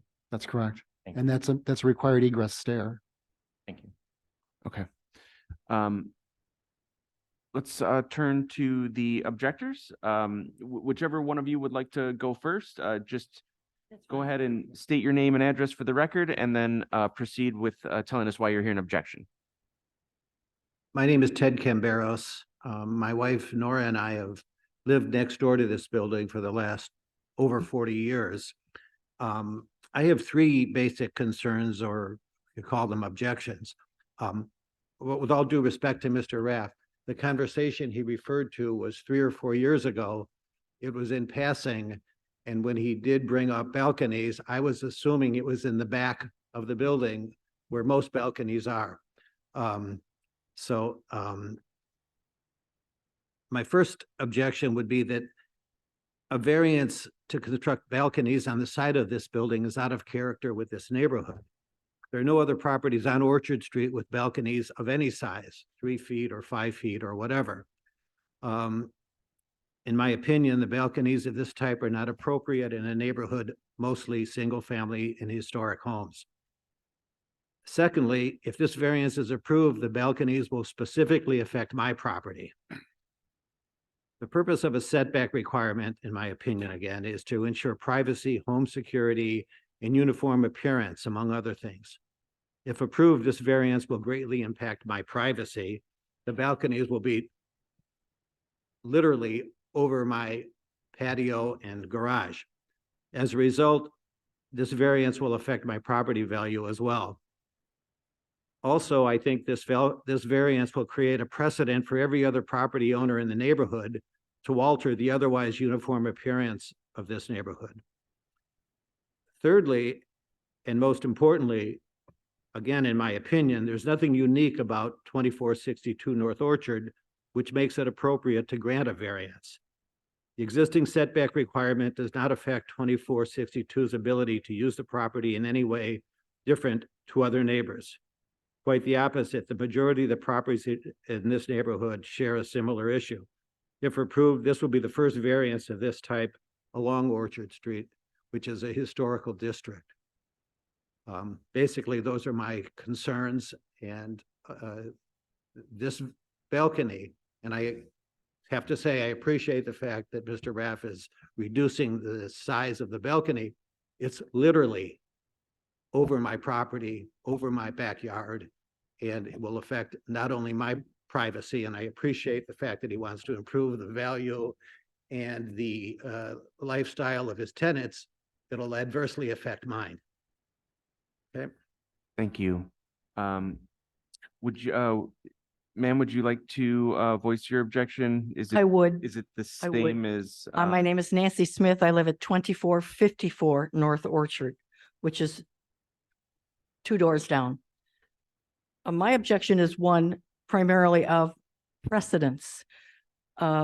Clearly, when someone does something new or unusual or that has not been done in an area, that allows other people to want to do the same thing or want to do something different.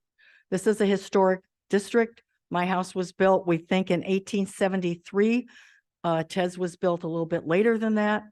And there some of the only workman's cottages left in our particular area. I'm very concerned that putting balconies anywhere would change that. Putting them on the side overlooking people's yards would be another thing. Friends of ours lived in that building for quite a long time on the second floor and the third floor. And from their kitchens out the windows, they can see into our yard. And I know this because our kids used to play together, and I would get calls from the mom when it was time for the kids to come home or that there was something going on. This is a serious thing.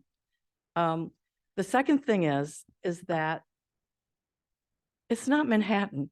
We don't have to live that much on top of each other and share that much of our lives. And I think that's something that we really need to consider. I would also like to make an objection or get a clarification about the variance at the rear of the building. We have a problem in our neighborhood because across the alley is Burling Street, which is not in our historic district because all these houses have been torn down.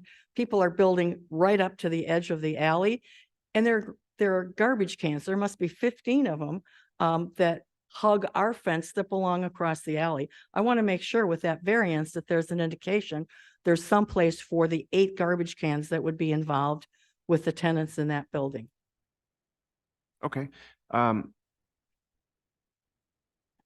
Let's turn back to the applicant and maybe if we could handle the last question first. Yes. So, Alan, where have you provided for a place for the garbage cans? Yes, actually, because of the requirement in the landmark district to provide only 2 parking spaces or 50% of the parking requirement, there is ample space in the rear yard for either an additional car or the trash enclosures, both recyclable and garbage. And will there be 4 units or 3 in that building? Right now, we are requesting 4 units. It's an existing so that- 3-unit building, and the basement will be improved to add an additional unit, which is within the RM5 zoning district requirement. Because according to Streets and Sand, each unit gets 2 garbage cans, 1 blue and 1 black. And so that's 8 garbage cans. It's 8 garbage cans. All right. So that is again another hardship that we have with allowing the garbage cans to remain solely on our property. And Mr. Raff, you want to add to that? Sure. Right now, we already have the 8 garbage cans. They're there. They're on the property. They're not out in the alley. Neither my house nor the 2462 has any garbage cans protruding into the alley. And you'll continue to do that. And we'll is that right? continue to do it. And since you live next door, you can monitor this. I can monitor that. Can I ask one more question? Sure. Will that 4th unit, the one that's going to be on the ground floor or the basement, will that have a balcony, No, it has a patio. a patio? So that will be within 2 feet of his property, right? There'll be the patio will go up to the property line. Are you There- planning he to ha- fence He that? has the fence there, and I plan to put another fence on the other side of that. So we're not, just to be clear, we're not adding anything to the back. You see where the porches are all enclosed? Those are coming down. We're actually adding space in the back. Okay, So the stairs are just going to stay as they are. yeah, but it'll be about the same space, open space there. It's more open space because the balconies are all coming down. I wasn't clear about that. Thank you very much. Again, I have no objection to the rear space. I don't care what he does back there. And it seems that when people renovate homes, they usually put outdoor space in the back. I'm a real estate broker, as he mentioned. My objection is the side balconies. They're literally right over my property. Yeah, let me pose a question to the applicant on that. The question is this, do you need any relief from us to build that balcony with the 2-foot setback that you've proposed? No, sir. In deference to the objection, we went back to the examiner, and you have the emails where they conclude, first it was a question and we worked through it, that we would be compliant. and we submitted the revised compliant. And, you know, frankly, it's no longer in front of you. So the only thing that's before this board right now is the rear setback. That is correct, sir. See, that's the issue that we have here, is that this balcony on the side is, because they're adhering to the 2-foot setback, there's no relief from us that they're requesting. So they can build that as of right without any relief from us. What's before us right now is just the rear yard, and that's all that we have before us right now. There's nothing that we can do with regard to the side. Even if this is a historical district? It's not a zoning issue. It's just a question of, apparently with how much regard Mr. Roth, considers his neighbors, apparently. That's too bad. Okay, are there anything else from the applicant or the objectors? No, sir. Okay, we will take this matter under advisement. Thank you. Thank you.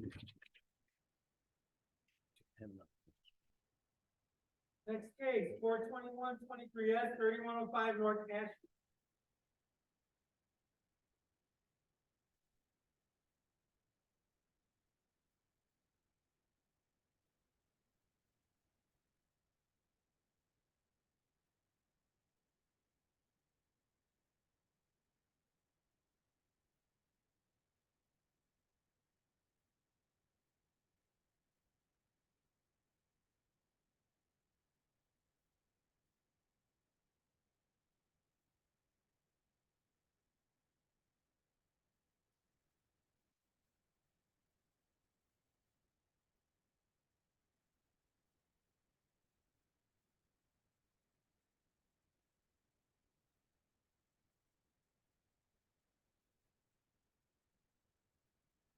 All right, would everyone planning to testify, please raise your right hand. Do you swear or affirm to tell the truth in these proceedings? Thank you very much. Let me go ahead and read the department's recommendation for calendar number 421-23S. The Department of Planning and Development recommends approval of the proposed massage establishment, provided the special use is issued solely to the applicant, Fern Thai Massage and Spa LLC, and the establishment maintains clear non-reflective windows on the street-facing building facade, which shall not be painted over, darkened, or obstructed in any way, so that the reception and waiting area is visible from the street. Counselor Moore, you can proceed with the short form. Thank you very much. My name for the record is Thomas S. Moore. Will you tell the board who you are? Yes, my name is Nicholas Lombardi. And Mr. Lombardi, you are a licensed by the state of Illinois massage therapist, is that right? That's correct. And as is your wife to your right? Your wife is also a massage therapist, is that right? Yes. And you and she currently operate a facility of massage spa on Chicago Avenue, is that right? Yes. And that's been successful and you have happy clients, so you'd like to expand into the Lakeview area, is that right? That's correct. And the other night we had a community meeting and the residents voted 37-5 to support your application, is that right? That's correct. And you and I worked out a affidavit where you described and addressed all the criteria necessary for the board to grant this special use so that you can get a license at this location. And if you were to continue to testify, you'd testify consistently with it. Is that right? Yes. Okay. You tell the board who you are? My name Pasaya Lombardi. Okay. And in addition to being licensed and having experience here, you learned your trade back in Bangkok. Is that right? Yes, correct. So you've been in the industry for many, many years. Is that right? Yes. And you signed an affidavit addressing all the criteria for the board to grant this variance. And if you continue to testify, you testify consistently with it. Is that right? Yes. Okay. And the gentleman at the end, will you tell the board who you are? Joseph M. Ryan, MAI, President, LaSalle Appraisal Group with offices at 9455 South Hoyne Avenue in Chicago. And at my request, you did a study and a report to see if the allowance of a special use to have a massage spa at this location would create any negative impact or have affect property values. And you did that study and you compiled it into a report. Is that right? I did. And what was the finding of your report? I examined each of the criteria for this board to grant the special use and found that the proposed use would meet all of the criteria. And including have no negative effect. Is that right? Right. That's our case in chief. Any questions from the board? We'll take this matter under advisement. Thank you. Very much. Thank you. Next case, 422 S 936 West Diversion. I'll be out in a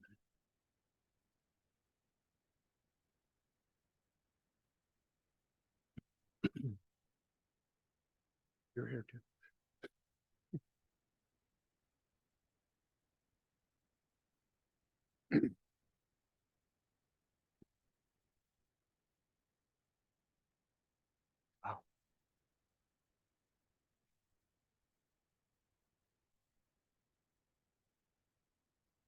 All right, would everyone plan to testify? Please raise your right hand. Do you swear or affirm to tell the truth in these proceedings? Yes. Thank you very much. Let me go ahead and read the department's recommendation. This is the recommendation for calendar number 42223S. The Department of Planning and Development recommends approval of the proposed liquor store, provided the special use is issued solely to the applicant, Diversey Beer, Wine, and Spirits, Inc., and the development is consistent with the design and layout of the floor plan dated November 16, 2023, prepared by ATS Co. Counselor Moore, you can proceed with the short form, and for the record, I have been tendered a letter from Alderman Lawson of no objection to this application. Thank you. My name for the record is Thomas S. Moore. Will you tell the board who you are? My name is Chirag Patel. Mr. Patel, you run a series of packaged good liquor stores, mostly in the Lakeview area. Is that right? Yes, sir. And one of them is located at 2 doors to the west of this proposed location. Is that right? Yes. As a matter of fact, it's right. It's is it 946? And this is 936. So the 2 buildings are on either side of the L stop at Diversey. Is that right? Yes. And you've been running that for many years, Yes. but you've had some difficulty getting along with the landlord and you don't want to renew at that location. Is that right? Correct. And you have a contingent lease on this property to the immediate east at a much better rate. Is that right? Yes. And so you formed a new LLC and you're going to make a new application. And we've agreed with the alderman and with BACP that you won't open this one until you have closed that one. Is that right? Correct. And you and I worked out an affidavit where you addressed all the criteria necessary for this board to grant the special use that would allow you to have a packaged goods at 936 West Diversey. And if you were continue to testify, you testify consistently with it. Is that right? Yes. The gentleman to your right, will you tell us who you are? Joseph M. Ryan, MAI President, LaSalle Appraisal Group with offices at 9455 South Hoyne Avenue in Chicago. And at my request, you made a report, you did a study and made a report. Is that correct? I did. And what was your finding? That the proposed special use would meet all of the criteria required for this board to grant a special use. And in your expert opinion, it'll have no negative effect on the surrounding properties. No, they're moving from one side of the L stop to the other. That's our case in chief. Any questions from the board? We'll take this under advisement. Thank you. Very much. Next case, 42623 S 4507 North Sheridan.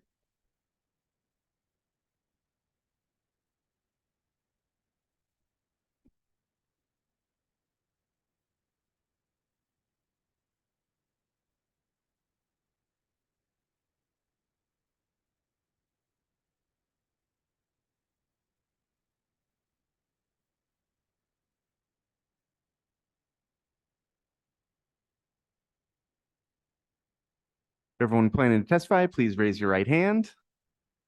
Do you swear or affirm to tell the truth in these proceedings? Thank you very much. Let me go ahead and read the department's recommendation for calendar number 42323S. The Department of Planning and Development recommends approval of the proposed hair salon / barbershop. Counselor, you can proceed with the short form. Thank you very much. My name is Nick Standiford. I'm an attorney at Shane Banks. State your name Good morning. My name is Susan Sturba. and where do you currently work? I am currently at 2474 North Lincoln Avenue, Vandross Hair Design. I'm the owner of Vandross Hair Design. What's your position there? I am the owner and stylist. And how did you select the subject property for a hair salon? My current one or the Current, the Sheridan? new one.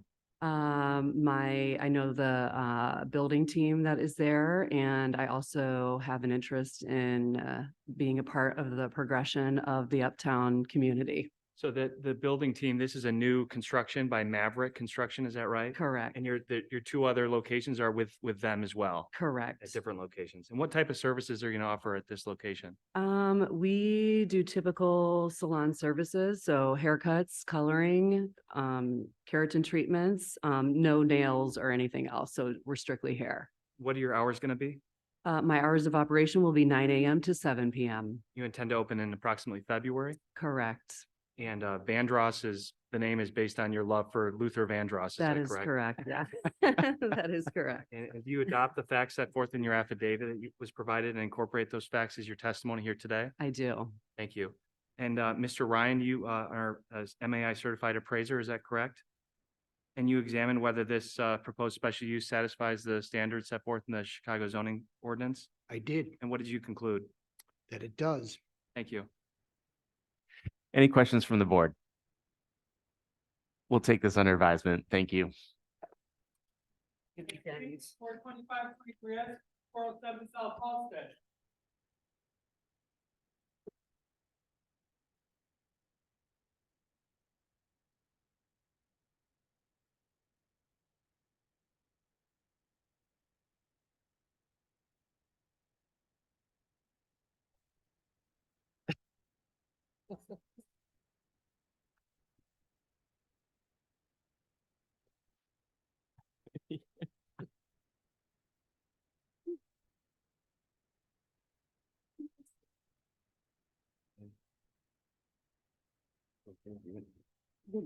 Good morning. We have no attorney. Sure. Would everyone planning to testify, please raise your right hand? Do you swear or affirm to tell the truth in these proceedings? Yes. All right, we're gonna have Nancy Radzovich read the Department of Planning and Development's recommendation. Nancy, if you could just state your name and role, please. Yes. Good morning. My name is Nancy Razovich. I'm an assistant commissioner with the Zoning Bureau in the Department of Planning and Development. And do you swear or affirm to tell the truth in these proceedings? Yes. Thank you. Please proceed. This is for calendar number 42523S. The Department of Planning and Development recommends approval of the proposed barbershop. The department finds that this proposal complies with all applicable standards of the zoning ordinance, is in the interest of public convenience, and will not have a significant adverse impact on the general welfare of the neighborhood. The department also finds the barbershop will be compatible with the character of the surrounding area in terms of building scale and design and operating characteristics. Lastly, the proposed barbershop is designed to promote pedestrian safety and comfort. Okay. Sharon? Could you state your name and address, please? My name is Sharon Woodall. I stay at 2373 Adams Street in Gary, Indiana. Okay, and you're looking to open up a salon? Yes. And let's see here. Looks like you've got how much experience do you have in the salon business? My husband is the Spams. We opened it up together, the shop. Oh, okay, great. Sir, could you state your name and address? Yes, my name is Luster. I live 2373 Adams Street. I'm Okay. sorry. No, that's okay. And is Gary, Indiana. We have the same address. okay, and And is that Luster Woodall? Carthren, we just got married March the 29th Gotcha. of this year, right after my birthday. So Okay, great. I've been cutting hair since I was 14, and the neighborhood that the barbershop is in is where we actually grew up at as kids, and we have a commute with the neighborhood, with the churches and the schools and everything. And I also got a letter of recommendation from the alderman. Okay, And the church, I had signed documents from the churches and the liquor stores everywhere around it. So okay. Just so we've got it for the record, can you spell your last name? Carthren, Carthren. Okay, thank you. So you've been cutting hair since you were 14. Yes. Have a license? No, actually, I'm renting out. We're gonna rent out spaces for rent out booths for business. So actually, I'll just be walking the floor. You know, I'm not cutting anymore. Okay. So I work a regular 9 to 5 also. So Okay. we're just using it for business, just to create revenue. Okay, so you'll be Back renting then. out the booths? Yes. Okay, and the people that you rent out to, you'll They'll make have sure that they license. have Yes. licenses? We're going to have everybody certified. And what are the hours that you intend on keeping? It's from Tuesday through Saturday from 8 to 10. Okay. So closed Sunday and Monday? Yes. And how many booths? 8 booths. 8 booths. Yes. Okay. Any questions from the board? We'll take this under advisement. Thank you. All right, thank you.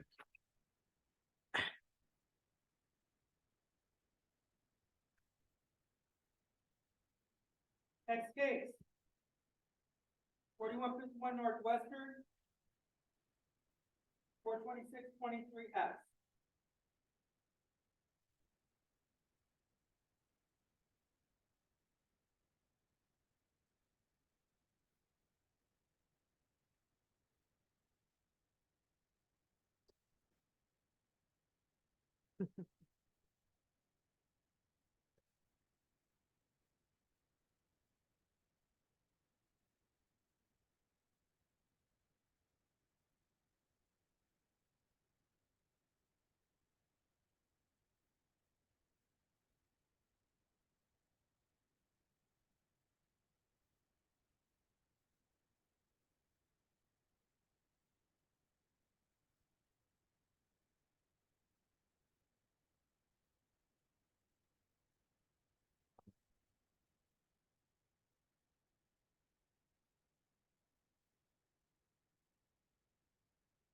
Morning. Would everyone planning to testify, please raise your right hand?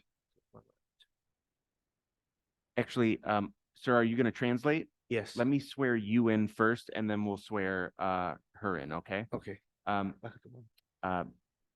Do you, is the language Spanish? Yeah. Okay. Do you swear to accurately and truthfully translate Spanish to English and English to Spanish? I do. Okay. Ma'am, could you raise your right hand? Tu mano derecha. Do you swear or affirm to tell the truth in these proceedings? ¿Juras decir la verdad y nada más que la verdad? Yes, she does. Thank you. If you could just speak up, just so our court Okay. reporter can get it. Okay.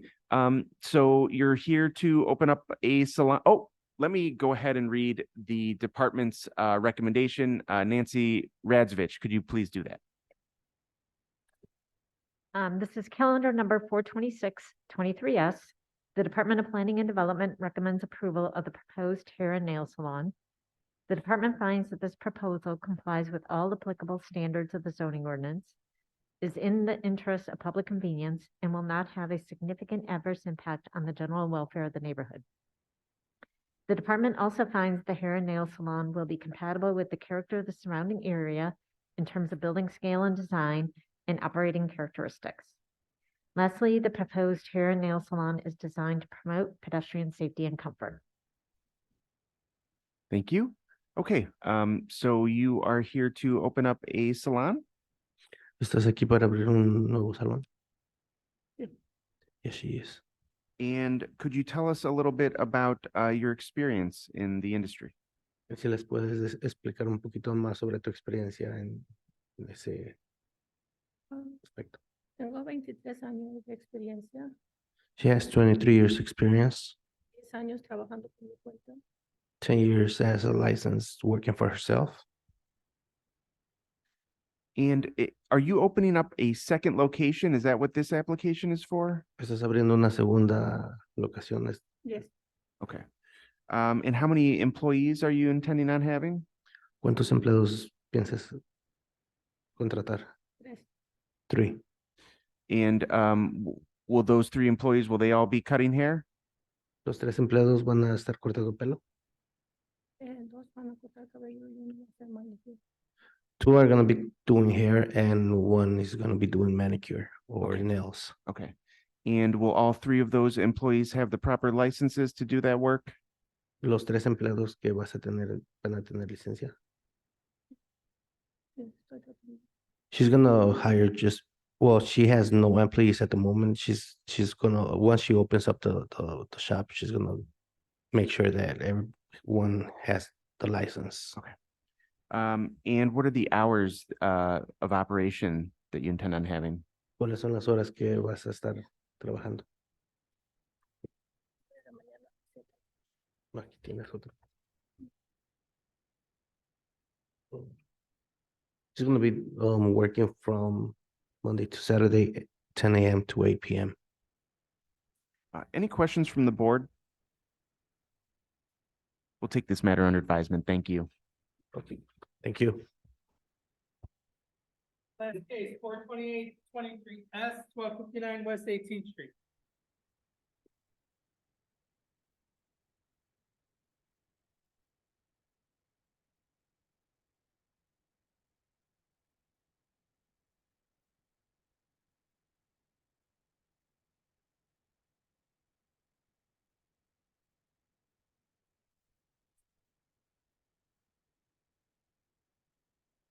All right, would everyone plan to testify? Please raise your right hand.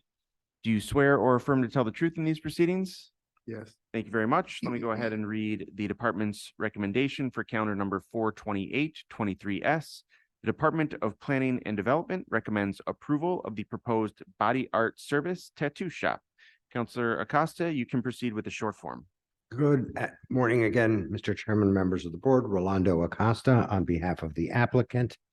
This matter involves an existing 4-story mixed-use building, has 18 residential units on the upper floors. It has approximately 5,400 square feet of ground floor commercial space. The corner space, which is about 2,281 square feet, has been vacant for quite a number of years. As you can see it here, it's part of the Pilsen 18th Street series of buildings.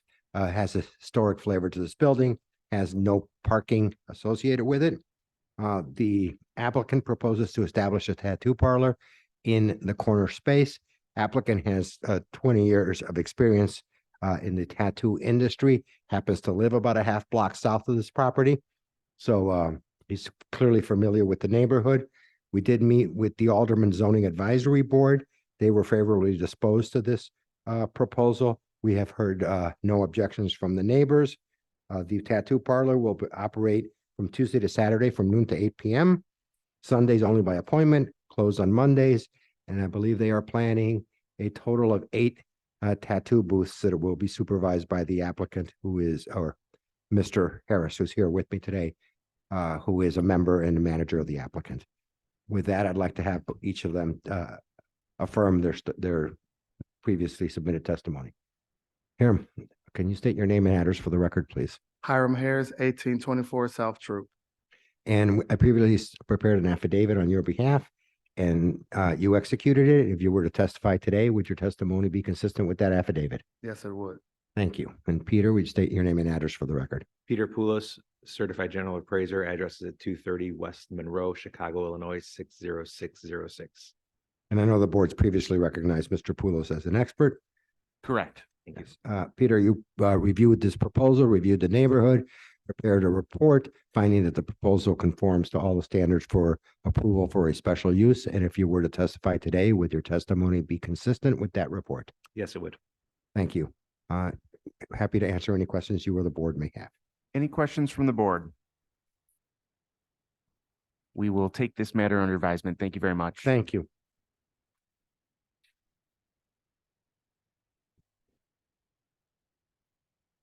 All right, I move that we convene into closed session pursuant to section 2C4 of the Open Meetings Act for the purpose of considering the evidence and testimony presented in open session. Commissioner Toya seconds, Commissioner Esposito. Yes. Commissioner Toya. Yes. I vote yes, we're in closed session.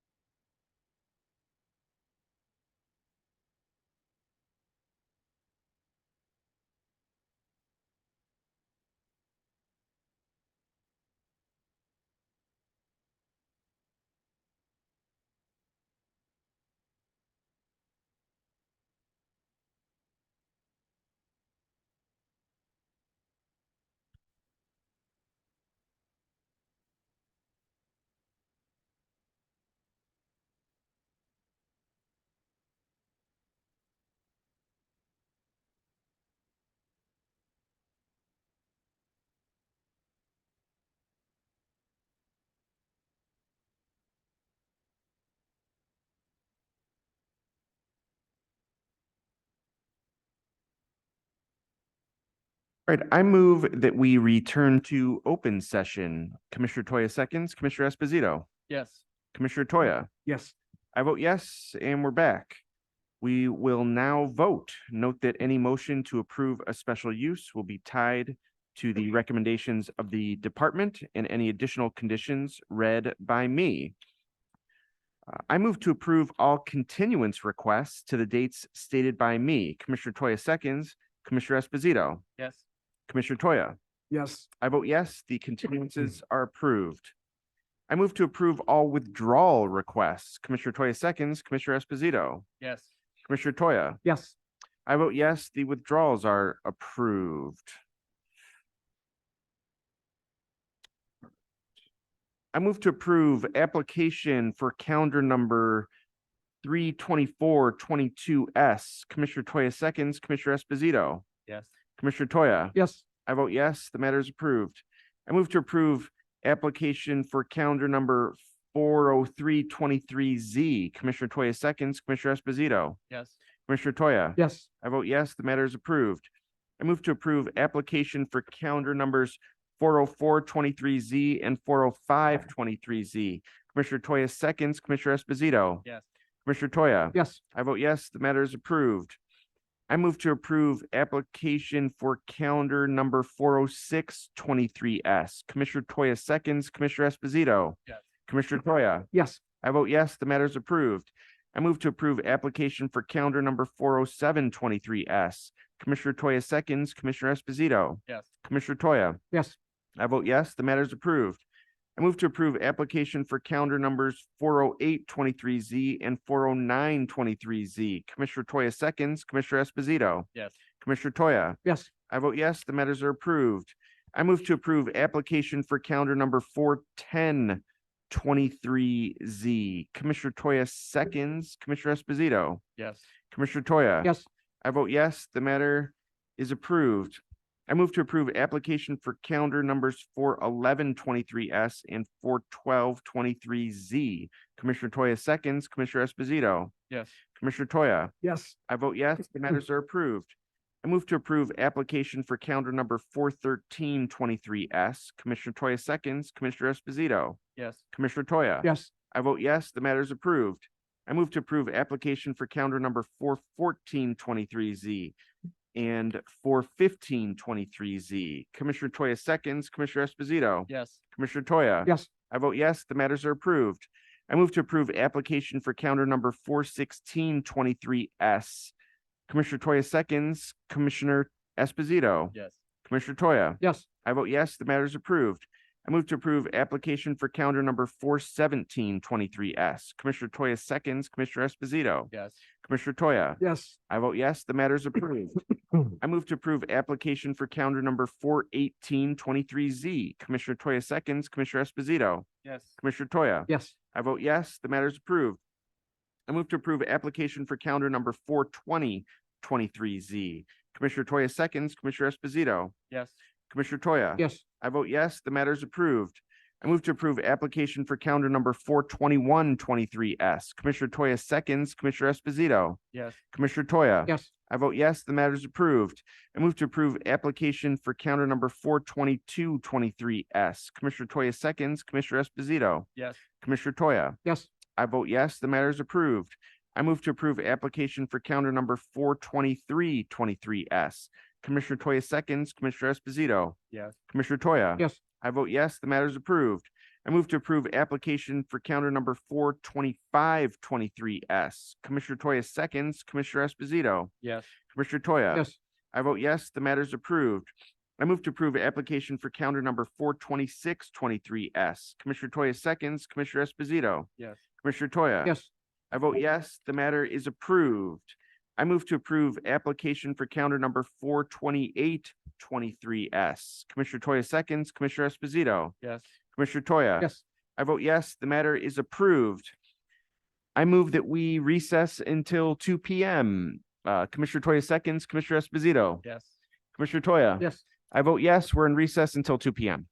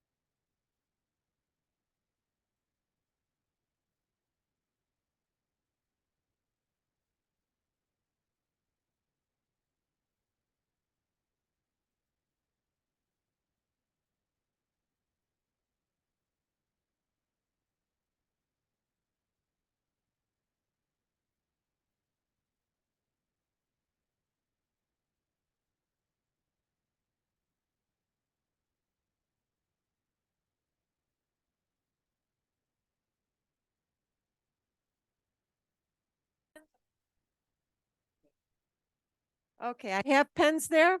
The sheets, remember, check for the address, make sure you have the right sheet, and then you just return it to the table. These appearance forms are crucial to the chairman as well as the court reporter. That's why they're so important. If you don't sign it, you weren't here. Those are blank, okay? What is the address you're looking for? Okay, I think I saw it here. Let's see. Oh, there we go. Thank you. Okay, and are you here in opposition, sir? Are you here in opposition? Okay. He's here in opposition. Okay, and you're. Okay, and I'm sure all of you know the drill. Appearance forms, look for the address. If you're here with, on the applicant side, fill out the top, including attorneys. If you're here in opposition, fill out the bottom. Now, if you're here in opposition on any case, I would recommend sitting at the east end of the room, which is over there. And then you'll enter in that doorway because there's only two entrances to the main floor. One is all the way to the east where that gentleman is standing with the cup. And then the one over here on the west. Remember to watch where you're walking because the floors are uneven. All right, welcome new people. Here are the appearance forms. Find the address of the subject property you are here for. If you are the applicant and its parties, you sign on the top, full name, address, and zip code. If you are in opposition, please sign the bottom of that same sheet. Name, address, and zip code so that the chairman knows you're here. I'll be collecting these after the meeting starts.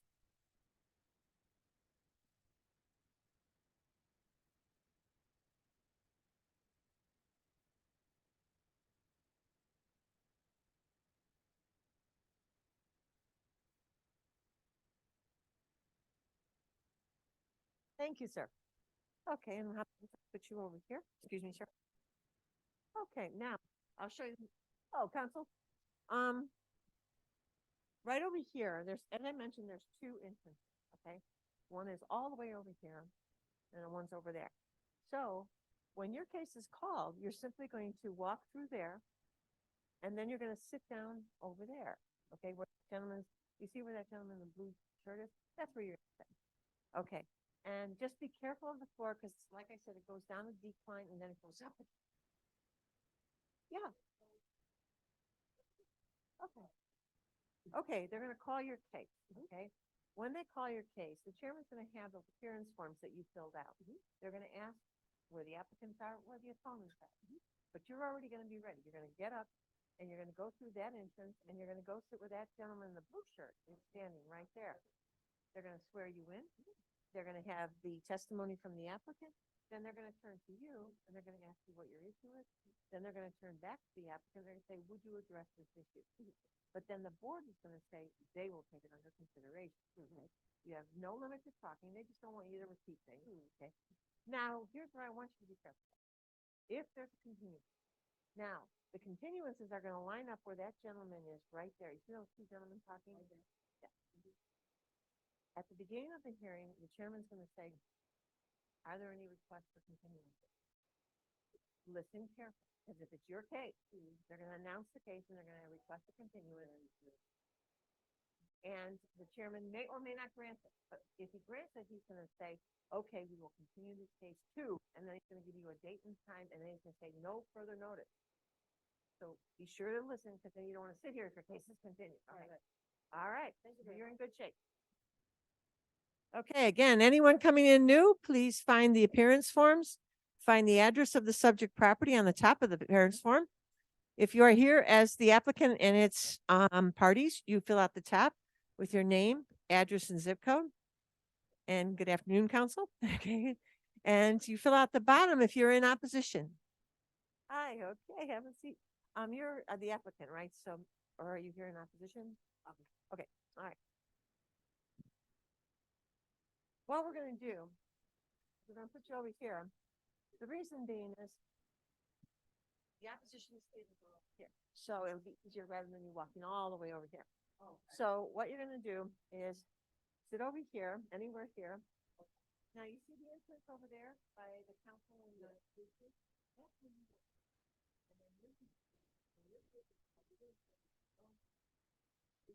then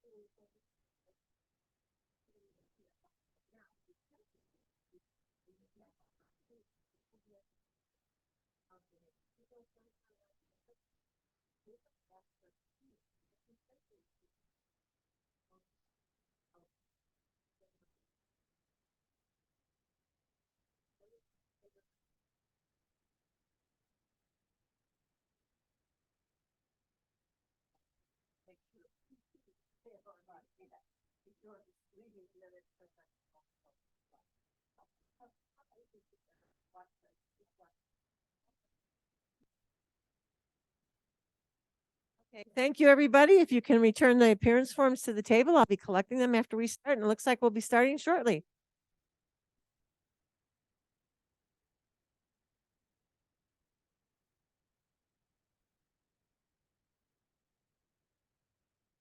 Good.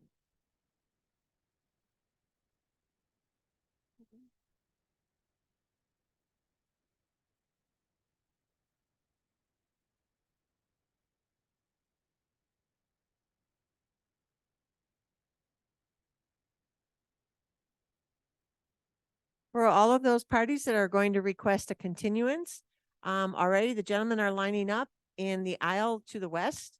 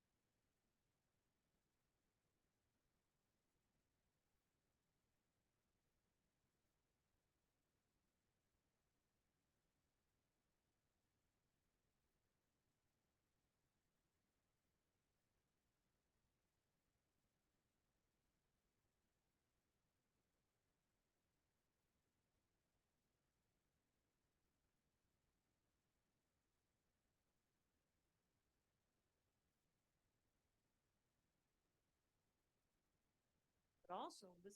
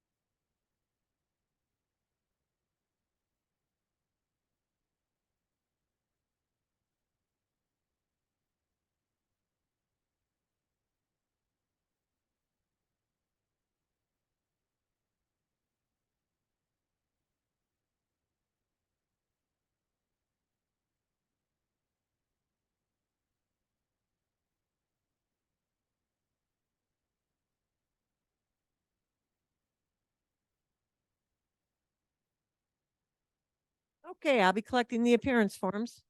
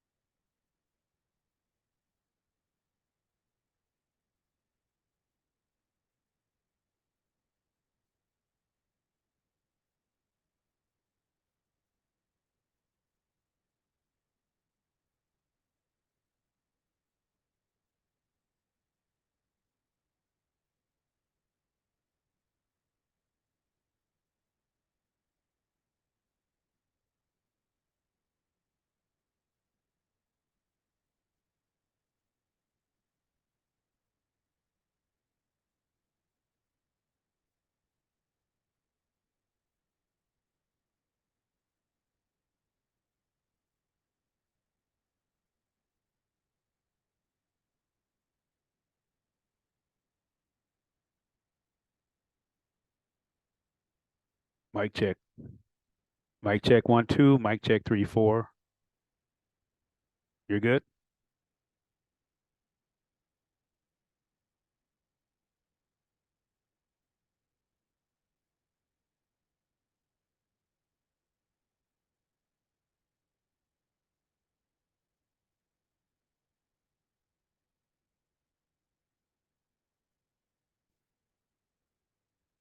Okay, I move that we reconvene this meeting of the Zoning Board of Appeals. Commissioner Toya seconds, Commissioner Esposito. Yes. Commissioner Toya. Yes. I vote yes, and we're back. Any continuances or withdrawals? Okay.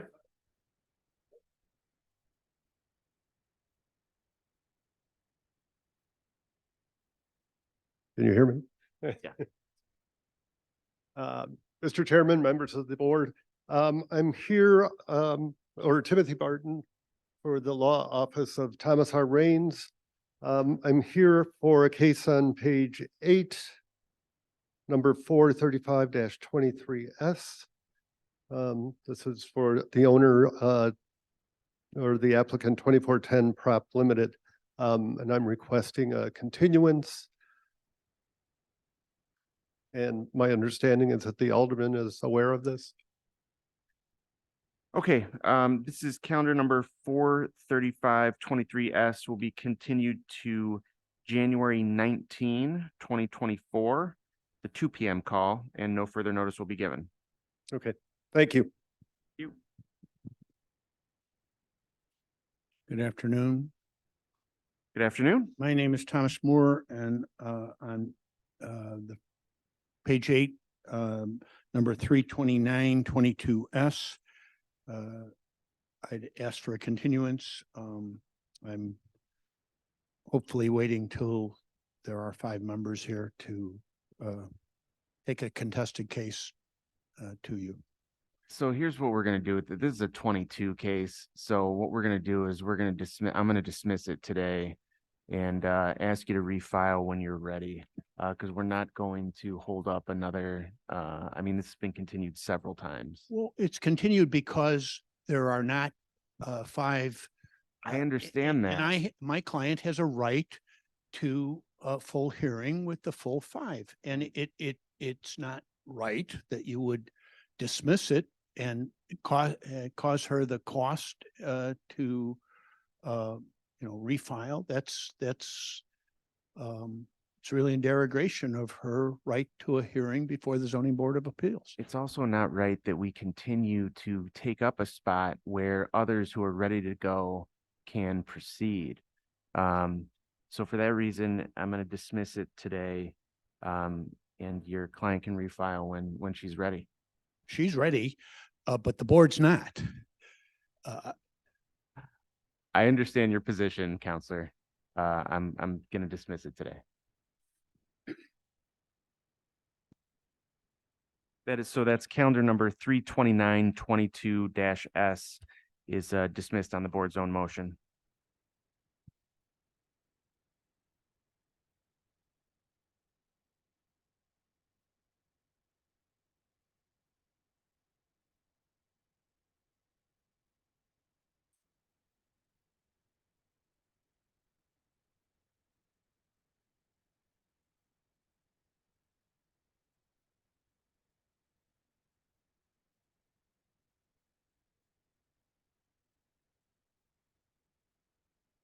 Okay. Good afternoon, Mr. Chairman. Matthew Alley with Ackerman LLP on behalf of the applicant Racine Product. This is for matter number 338-23-S, the third item on page 10. We would request a continuance in this matter. We've communicated this with the Alderman's office, Alderman Moore, as well as community members that we have email addresses for, and we are not aware of any objections to such continuation. Okay, calendar number 33823S will be continued to January 19, 2024, the 2 p.m. call, and no further notice will be given. Thank you.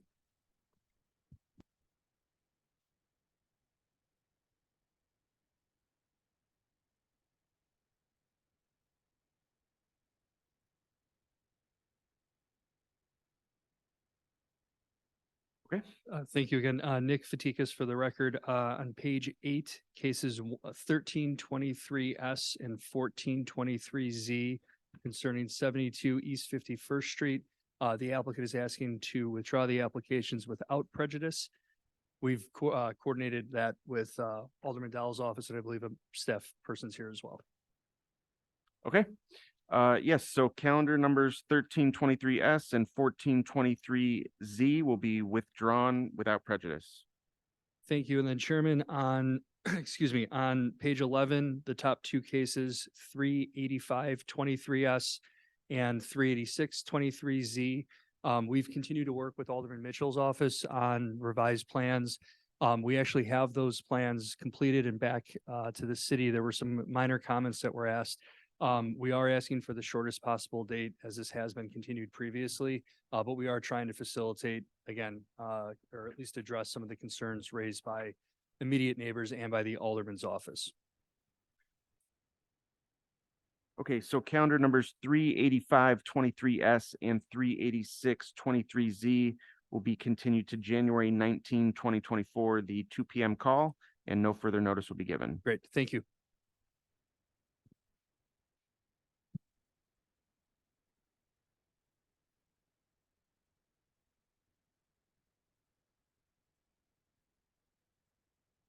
Counselor? Good afternoon, Mr. Chairman and esteemed members of the board. For the record, Sarah Barnes on behalf of the law offices of Sam Banks. My first continuance request is on page 9, item numbers 293, 23Z and 294, 23Z. We actually are continuing to work with the Neighbors Association that's right behind our property. We've had some really good progress, made some revisions. I think we only probably need another month to just do one more round of tweaks and then we'll be ready to go. So I would seek a continuance for that matter. Okay. Or those matters. So this calendar numbers 29323Z and 29423Z will be continued to January 19, 2024. No further notice will be given the 2 p.m. call. Thank you. And then I do have one more request, please. And that can be found on page number 11, the last item number 39823S.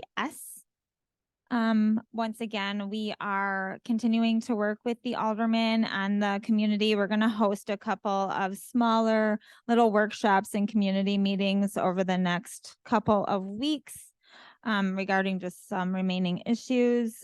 Again, for this one in particular, due to the state deadline for the social equity conditional licenses, we would ask for a short continuance, but understand. Yeah, January is the best we can do, but Okay. calendar number 39823S will be continued to January 19, 2024, the 2 p.m. call, and no further notice will be given. Thank you.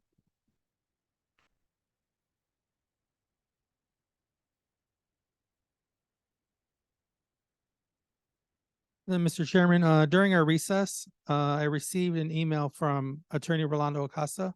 Okay. He had a medical emergency. He was going to withdraw on page 9, number 32223S, 2548 South Hamlin. He stated that they received an administrative adjustment and this was no longer needed. Okay, so calendar number 32223S will be withdrawn.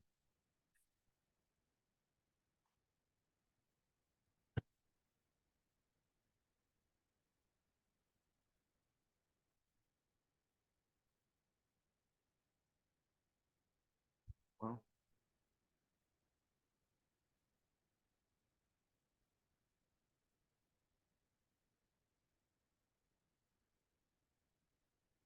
Deal with it. All right, let's call the first case.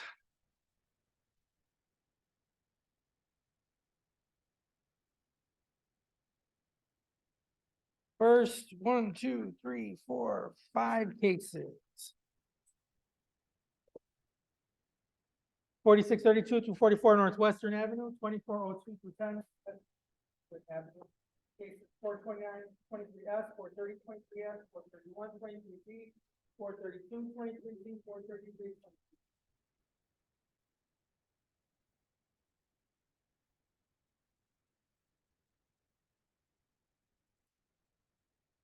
Good afternoon. Would everyone planning to testify, please raise your right hand? Do you swear or affirm to tell the truth in these proceedings? Thank you very much. Let me go ahead and read the department's recommendation.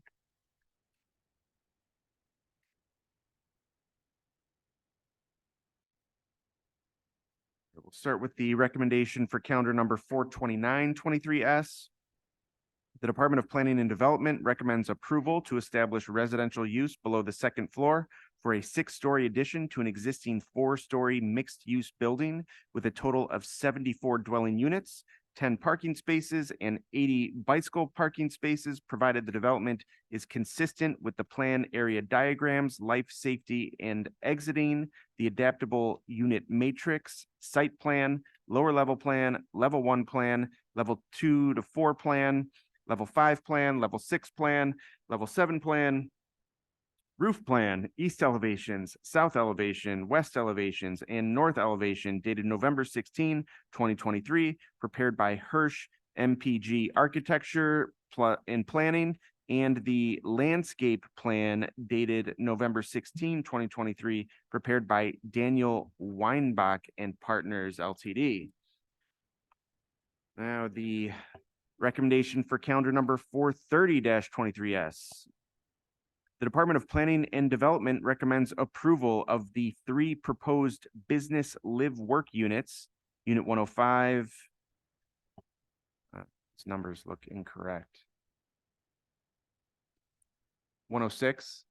Okay, Unit 105, 106, and 108 on the ground floor of a 6-story addition to an existing 4-story mixed-use building with a total 74 dwelling units, 10 parking spaces, and 80 bicycle parking spaces, provided the development is consistent with the plan area diagrams, life safety and exiting, the adaptable unit matrix, site plan, lower level plan, level 1 plan, level 2 to 4 plan, level 5 plan, level 6 plan, level 7 plan, roof plan, east elevations, south elevation, west elevations, and north elevation dated November 16, 2023, prepared by Hirsch MPG Architecture and Planning, and the landscape plan dated November 16, 2023, prepared by Daniel Weinbach and Partners LTD. Counselor, you can proceed with the short form. Thank you very much, Mr. Chairman, members of the Zoning Board of Appeals. My name is Andrew Scott with the Law Offices of Dyke and Gossett, 10 South Wacker Drive, Chicago, Illinois. Immediately to my right is Peter Graham with ownership. To Peter's right is Howard Hirsch, our project architect with Hirsch MPG. And finally, Peter Poulos with BBG Valuation Services, our appraiser. And the board recognizes Mr. Poulos' expertise. Thank you very much, Mr. Chairman. Couple of housekeeping items, going back to the references to the unit numbers that were listed for the live work units. Excuse me. They are in fact units 104, 105, and 108. Okay. Okay, so is that correct, Nancy? 104, 105, and 108 is what the applicant is stating. There are 2 live work units on Western, and then there's 1 on Eastwood, facing Eastwood.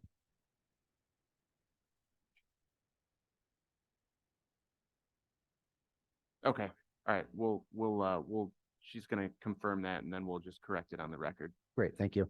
And then the second housekeeping item, we did have an illness within ownership, and so Matt Wilbur was originally going to testify on behalf of ownership.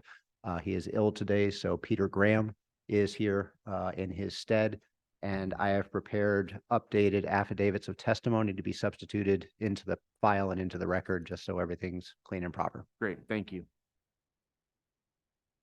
And I have them now. Thank you.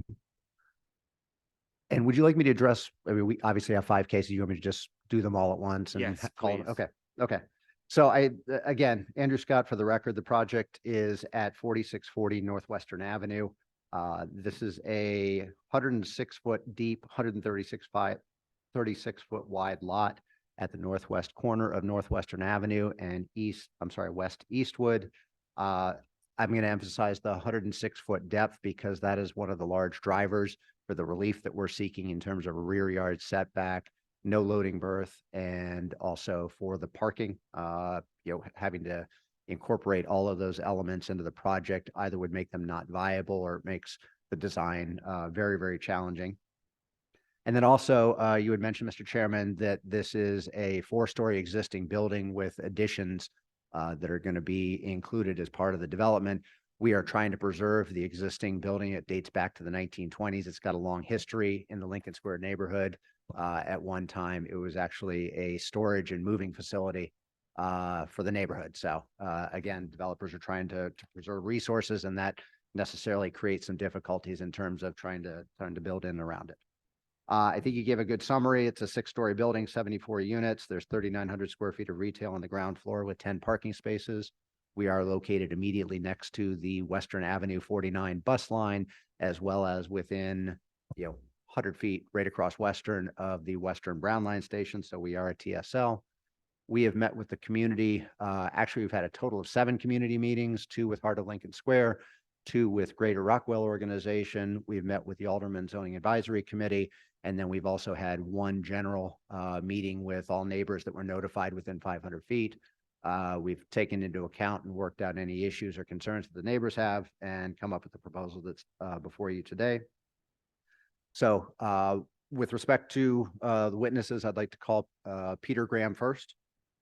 And Peter, I prepared on your behalf affidavits of testimony for special uses for 3 live-work units, 1 ground floor dwelling unit, and also variations for loading, parking, and rear yard setbacks with respect to the project. Is that correct? Correct. And you've reviewed those affidavits of testimony? Correct. And if you were called upon to testify today, would your testimony be substantially in accordance with the materials set forth in that affidavit? Correct. Thank you very much. Next, Howard Hirsch, the same questions. I prepared an affidavit of testimony for you for 3 live-work units, 1 ground floor dwelling unit. Those are the special uses. And we also have applications for variations for loading, parking, and also rear yard setback relief. You've reviewed those affidavits of testimony? I have. And if you were called upon to testify today, would you testify substantially in accordance with the matters set forth in that affidavit? Yes, I would. Thank you. Mr. Poulos, same questions. We have 2 special use applications on file. 1 is for 3 live-work units and 1 is for a ground floor dwelling unit. We also have 3 variation applications on file, 1 for relief on loading, 1 for relief on parking, and the other for rear yard setback relief. And I prepared affidavits of testimony for you with respect to those matters. Is that correct? That's correct. And if you were called upon to testify today, would you substantially testify in accordance with the matter set forth in that affidavit? Yes, I would. Thank you very much. Mr. Chairman, we're available to answer any questions that you might have. Yeah, just a clarification. You're still keeping some ground floor retail, correct? That's correct, yes. Okay, and where is that? Is that on Western? That is immediately at the northwest corner. I think we have renderings. If staff can go to that, let's see. No, we're not there yet.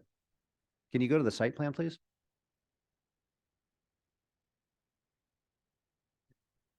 There we go, right there. So if you can go to, that's the landscape plan, but you can see there we go, that same thing. At the northwest corner of Western and Eastwood, we've got the line going across showing the distance to the L station, but that is a 3,900 square foot retail space, it's divisible if necessary, if somebody wants 4,000 square feet. But it really, it's a nice, large open space, has the depth that retailers want. We think there's a lot of opportunity for that type of space. Yeah, okay, perfect. Thank you. Any other questions from the board? Nancy? For clarification, Yes. it is 104, 105, and 108. Okay, so we are correcting that on the record. The live work units are 104, 105, and 108. Perfect. All right, thank you. All right, we'll take it under advisement. Thank you very much. Thank you very much. Okay, 134.3, 8.1, 8.21, West Higgins.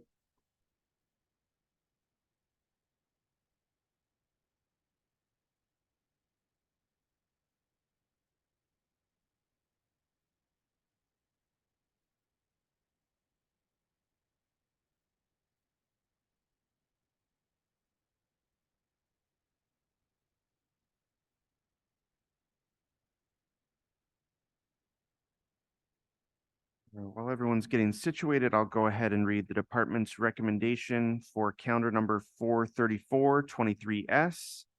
The Department of Planning and Development recommends approval of the proposed dual lane drive-through to serve a proposed Chick-fil-A restaurant, provided the special use is issued solely to the applicant, Chick-fil-A Inc., and the development is consistent with the design and layout of the overall site plan, landscape plan, and auto turn exhibit dated November 13, 2023, prepared by H.R. Green, and elevations, 2 sheets, and floor plan dated November 13, 2023, prepared by Chick-fil-A.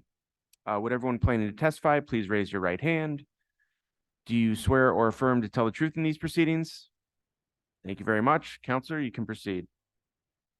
Good afternoon, Mr. Chairman and members of the Zoning Board of Appeals. My name is Peter Friedman with the law firm of Elrod Friedman, and we are representing the property owner, Higgins Concord LLC, and the applicant, Chick-fil-A Incorporated. With me today to my right is my colleague, Caitlin Culbertson, and to the right of Caitlin is Jason Hill, who is an authorized representative of the applicant, CFA, and to the right of Jason Hill is Jason Jarrett, the project planner, who is a certified planner and senior associate with Okrent Kissel Associates. It's a preliminary matter, Mr. Chairman. Can Mr. Jarrett be recognized as a land use expert for the purpose of the hearing? So recognized, yes. Thank you. As a brief summary of the request is set forth in the application, Higgins is the owner of the property at 8151 8221 West Higgins in the 41st Ward. Is leasing this property Chick-fil-A, which intends to use the property for the construction and operation of a 1-story restaurant with a drive-through facility. CFA has submitted an application for special use approval from the zoning board for a drive-through facility at the property. No variations are sought or required. Property is in the B31 Community Shopping District. Special use approval is required to establish and operate a drive-through facility at this property. The owner, just one note, is currently in the process of subdividing the property into 2 parcels as displayed in the appended site plan. The current special use application relates only to the eastern lot only. The eastern parcel would be improved with a 5,226 square foot building, 43 parking spaces. They would operate a drive-through restaurant, peak stack at 45 cars, seating for 88, and seating for 24 outside. As the witnesses will testify today, the requested special use is consistent with the general standards.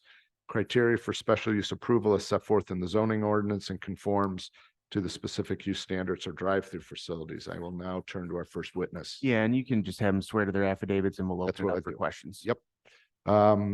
We'll go first to Mr. Hill. Please state your name, address, and your business profession. Jason Hill, Chick-fil-A, 5200 Buffington Road, Atlanta, Georgia. And you are an authorized representative for the applicant CFA, who is requesting a special use to establish a dual lane drive-through associated with a new quick service restaurant located in the B3 Community Service District. Is that correct? Yes, I am. Is it correct that you provided a signed witness affidavit in connection with this matter? Yes, I have. Mr. Hill, have you reviewed the proposed findings of fact prepared by Elrod Friedman for the applicant, and are those proposed findings of fact contained in the materials submitted to the board and admitted in evidence? Yes. Mr. Hill, if you were to continue to testify, would your testimony be consistent with the findings and conclusions contained in the proposed findings of fact, specifically that the proposed development is consistent with the general criteria for approval of special uses? Yes. Thank you, Mr. Hill. I'll now go to our next testimony, Mr. Jarrett. Please state your name, address, and your business or profession. My name is Jason Jarrett. I'm a certified planner with Okrent Kissel Associates with an address of 141 West Chicago, or West Jackson here in Chicago. You were retained by, through Elrod Friedman by the applicant to conduct an urban planning analysis of the proposal for a special use to establish a dual lane drive-through associated with the new quick service restaurant located in the B31 Community Service District. Is that correct? That is correct. Is it correct that you provided a signed witness affidavit in connection with this matter? I did. Mr. Jarrett, have you prepared a report detailing your analysis, findings, and conclusions? And is that report contained in the materials submitted to the board and admitted in evidence? Yes. If you were, Mr. Jarrett, if you were to continue to testify, would your testimony be consistent with the findings and conclusions contained in your report, specifically that the proposed development is consistent with the general criteria for approval of special uses? It would. Thank you, Mr. Jarrett. Mr. Chairman, that's all we have. If you have any questions, we're open. Any questions from the board? We will take this matter under advisement. Thank you. Thank you for your time. Thank you. Have a good weekend. Too.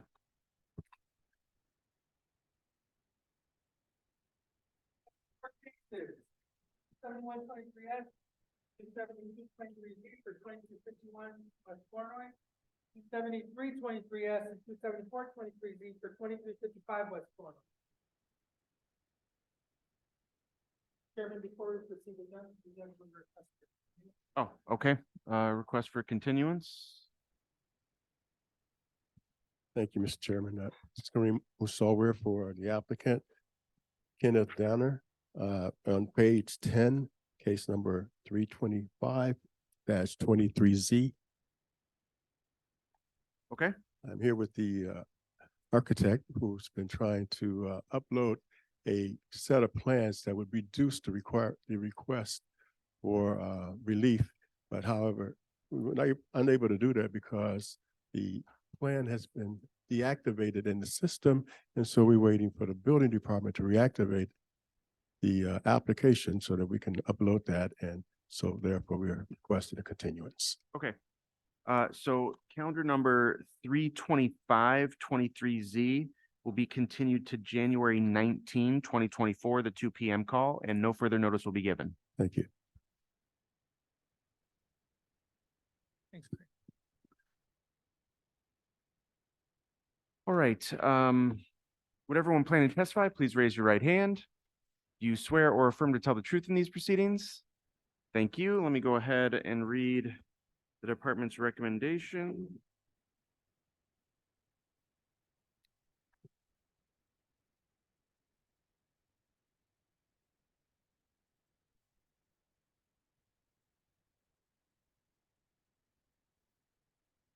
Okay. This is the recommendation for calendar number 27123S. The Department of Planning and Development recommends approval of the proposal to establish residential use below the second floor of a proposed 4-story, 8-dwelling unit building, provided the development is consistent with the design and layout of the plans and elevations dated August 17, 2023, prepared by Hannah Architects, Inc. And here's the recommendation for calendar number 27323S. The Department of Planning and Development recommends approval of the proposal to establish residential use below the second floor of a proposed 4-story, 8-dwelling unit building, provided the development is consistent with the design and layout of the site plan, landscape plan, first floor plan, basement floor plan, second, third, and fourth floor plan, roof plan, Western Avenue elevation, south elevation, and east elevation dated August 17, 2023, and the Flournoy Street elevation dated August 18, 2023, all prepared by Hannah Architects, Inc. Counselor, you can proceed. Thank you, sir. Again, for the record, Nick Fatikas from the law offices of Sam Banks. I'm here on behalf of the applicant in both matters, 2037 North Kenneth Incorporated. The applicant owns, again, both properties at 2351 and 2355 West Flournoy. As you can see from the survey, each lot measures 54 feet wide by only 80 feet deep. Today, the lots function together as one zoning lot, and they're currently improved with a 1-story multi-tenant retail building and surface parking. The building, though, is vacant and unoccupied. The applicant is proposing to take down the existing building and develop the property with 2 new 4-story, 8-unit residential buildings. The lots are transit-served locations, and each building will be supported by 4 off-street parking spaces. In order to permit the project, the applicant is seeking a special use to allow residential uses below the second floor of each building and a variation to reduce the rear setback for the residential floors, again on each lot, from 30 feet to 20 feet. We have 3 witnesses available to testify today. On behalf of the applicant, Ms. Oksana Baila, our project architect, John Hanna, and our MAI designated appraiser, Mr. Joe Ryan. And Chairman, I was actually outside of our presenting panel one of the neighboring property owners, Mr. Alex Menman, is here to speak in support. Oh, okay. So we really appreciate that. We did go through a community process. And before I call my first witness, if you recall, the matter was originally continued by Alderman Irvin. We met with the Tri-Taylor Community Organization. We secured a letter of support from them. And as part of our notice provision, we had a property owner reach out and offer his support as well. Okay, great. Thank you. So with that, Oksana, have they been sworn? Yes, Yeah. they have. Oksana, can you please state your name and address for the record? Sana Bila, 5346 North Pioneer, Chicago. And you're the corporate secretary of the applicant, 2037 North Kenneth Incorporated. Yes, and And as I stated in the introduction, you're proposing to develop the subject property with 2 4-story multi-unit residential buildings. Is that right? that is correct. And provided the relief is granted, you intend to rent the units on the open market? Yes, And you provided the board with a summary of your projected costs as well as your anticipated return. Is that right? yes, And Oksana, is it your understanding that my office filed witness statements on your behalf in this case? yes, And if you were to continue to testify, would that testimony be consistent with the statements we provided? yes, it would be. Thank you. John, can you please state your name and address for the record? John Hanna, President of Hanna Architects, Inc., 180 West Washington, Chicago, Illinois. And John, your firm designed the proposed 4-story residential buildings for the site? That's correct. And it's your professional opinion that the substandard lot depth dimension of 80 feet creates a particular hardship or practical difficulties the requested variation would overcome. Is that right? Yes, And John, is your professional opinion that the all residential building design will be consistent and compatible with the surrounding land uses, not only on Flournoy, but also on along Southwestern Avenue? yes, And is it your understanding that my office filed witness statements on your behalf in this case? you did. And if you were to continue to testify, would that testimony be consistent with the statements we provided? It would. Thank you. Lastly, Mr. Ryan, can you please restate your name and address for the record? Joseph M. Ryan, MAI, President, LaSalle Appraisal Group. The office is at 9455 South Horn Avenue in Chicago. And Joe, the scope of your assignment in this case was to evaluate whether the requested special uses would comply with the general criteria for special uses as set forth in the code. Is that right? It was, yes. And you were also asked to offer a professional opinion regarding the requested variations and their compliance with the approval criteria, correct? Correct. Part of your evaluation was to physically inspect the subject property and the neighboring improvements.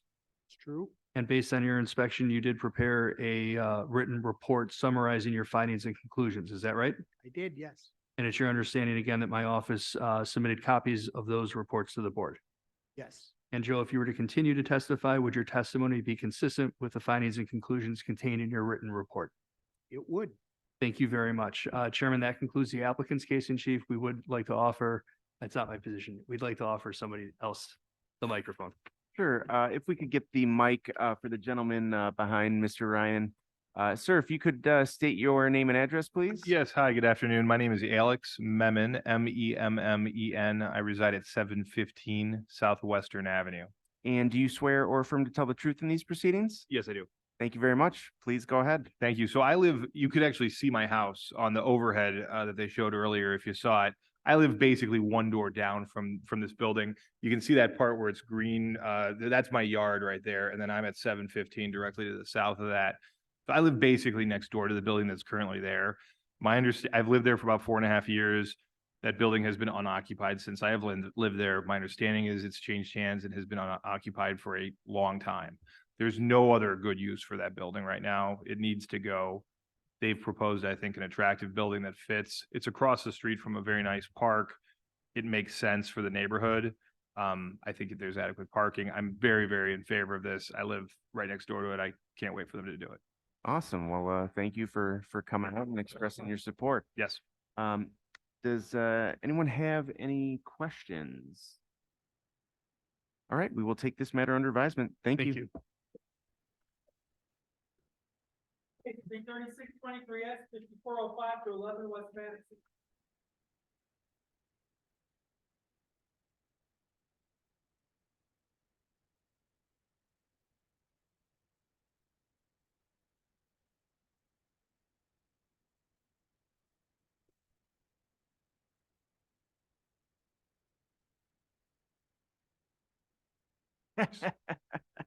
No. No.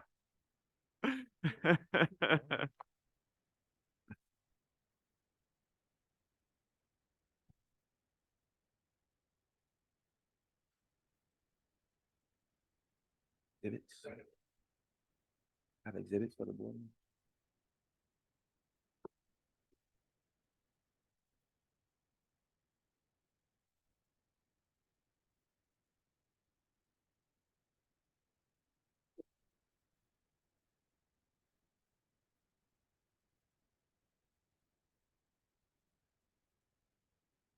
Okay, would everyone plan to testify? Please raise your right hand.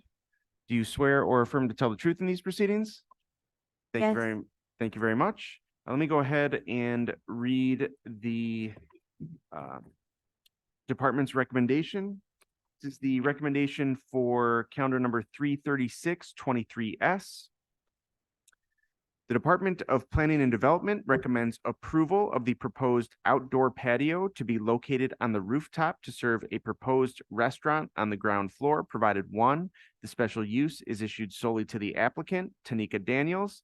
2, the development is consistent with the design and layout of the proposed upper and lower level roof electrical lighting plans, existing first and roof floor plans, proposed first and roof floor plans and building elevations dated November 16, 2023, and the site plan, original black versus proposed red overlay, and site plan dated November 17, 2023, all prepared by Beehive. 3, a final rooftop plan showing solid screening, fencing, or similar material up to 6 feet in height, all along north and south sides of the rooftop area, and solid non-combustible screening all around the HVAC area is submitted for review and approval by the Department of Planning and Development. 4, a final landscape plan with details on the design of the planters and specifications of the species, number and spacing of evergreen trees along the east and west side is submitted for review and approval by the Department of Planning and Development. And 5, prior to issuance of any occupancy permits for the rooftop patio, all rooftop screening as per conditions 3 and 4 above have been installed per the final approved plans. That is a mouthful. Counselor, you can proceed with the short form. Thank you, Chairman. Good afternoon, Chairman and board members. My name is Robert M. Walker.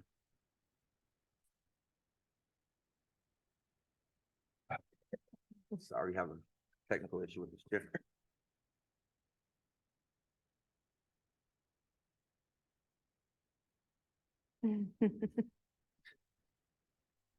All right, once again, Robert M. Walker with the Walker Law Group. Today I have with me the owner applicant, Ms. Tanika Daniels, and Joe Ryan of LaSalle Appraisal, Inc., the commercial appraiser for this special use application. Mr. Chairman, I'd like to start by first pointing the board's attention to applicant's Exhibit A. This is the approval of this rooftop deck in 2021. Okay. So the rooftop deck, the project received special use approval in 2021.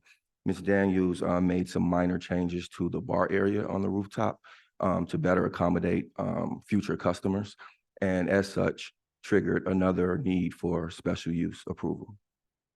At that time, there was no requirement of a solid 6-foot screening around the entire parapet wall of the rooftop deck, and that would be the request of the Department of Planning that applicant is most taking any issue with today. To that end, applicant has toured the current property after the renovations with the aldermen and the owners of the properties directly adjacent to the north, south, east, and west of the property to get their approval of the property as it currently is constructed without the 6-foot solid screen around the parapet wall. It's important to note that there's a 4-foot 8-inch brick parapet wall around the entire perimeter of the rooftop deck at this time. Exhibit B is a letter of support from Alderman Chris Talifer in regards to the current condition of the property with the rooftop deck without the 6-foot solid screening. Also, Exhibit C are the letters of support for all of the from all of the owners of the adjacent properties, north, south, east, and west. They all have toured the property with Ms. Daniels and are in agreement that the current makeup with the 4'8" parapet wall will not represent a nuisance in regards to lights or sounds from the property. Let me just jump in with a quick question. Are you asking for approval without condition 3? Yes, without the requirement of the solid screen that to the height of 6 Condition feet. 3 is a final rooftop plan showing solid screening, fencing, or similar material up to 6 feet in height all along north and south sides of the rooftop area, and solid non-combustible screening all around the HVAC area. That's what you are advocating against. The applicant does not want to comply with that? Yes, at this time, the applicant has expended significant finances to renovate this property, and that would represent a significant financial burden to have to undertake that. And also, the architect and the general contractor believes it actually would take away from the aesthetics of the property as a rooftop deck.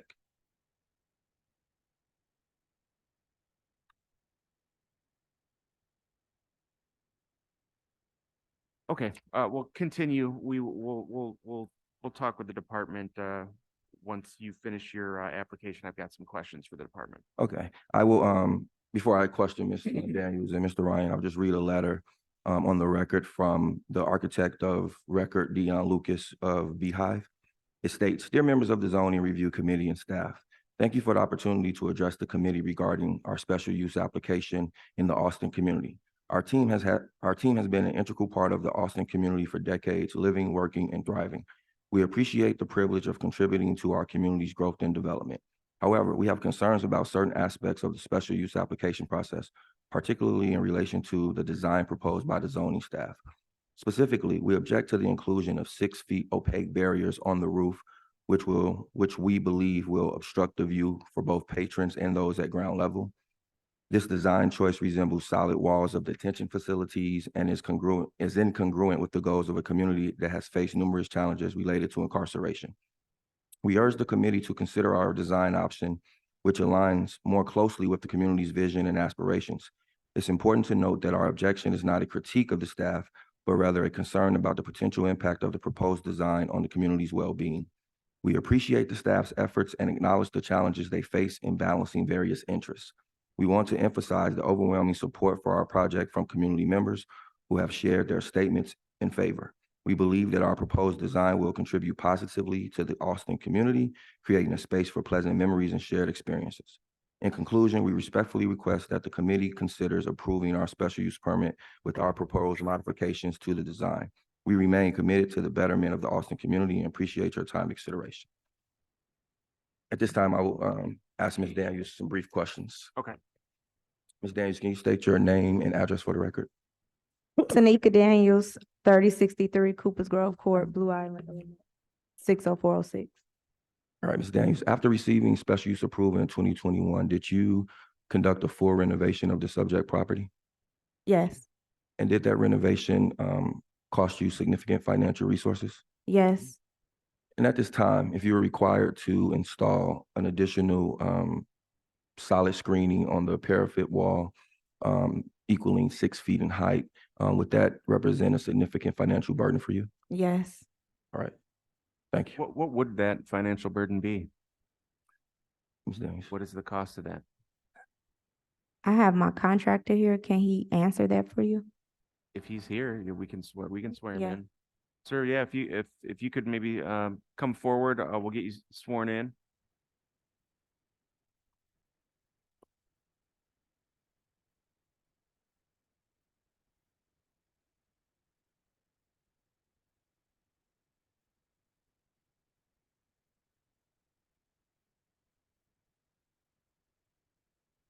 Good afternoon. Could you state your name and address for the record, please? My name is Anthony Anderson. I'm a general contractor for Legacy Construction, with owner Legacy Construction. My address is 9237 South Green, Chicago, Illinois. Do you swear or affirm to tell the truth in these proceedings? Yes, sir. Thank you. All right, could you tell us what the cost of this screening around the parapet wall would be? Well, a rough estimate, they said they were non-combustible material, which is typically what she already has up there, which is steel. Rough estimate for that entire building would be about, I'm gonna say maybe about 60 grand on the low side, because the building is 80 feet long by 20 feet, well, right, 80 feet long by 20 feet deep. And they're asking for the entire building to be pretty much, you know, the wall built on top of the parapet wall. And they wanted to complete, right, the complete building. So all four sides. And on top of that, we would have to, because she's already has a masonry wall that's finished there with the limestone. So we would have to go back on her finished work to try to on the finished product that's there now. So That stipulation though, that it be built on top of the parapet wall? yes, that's what they're.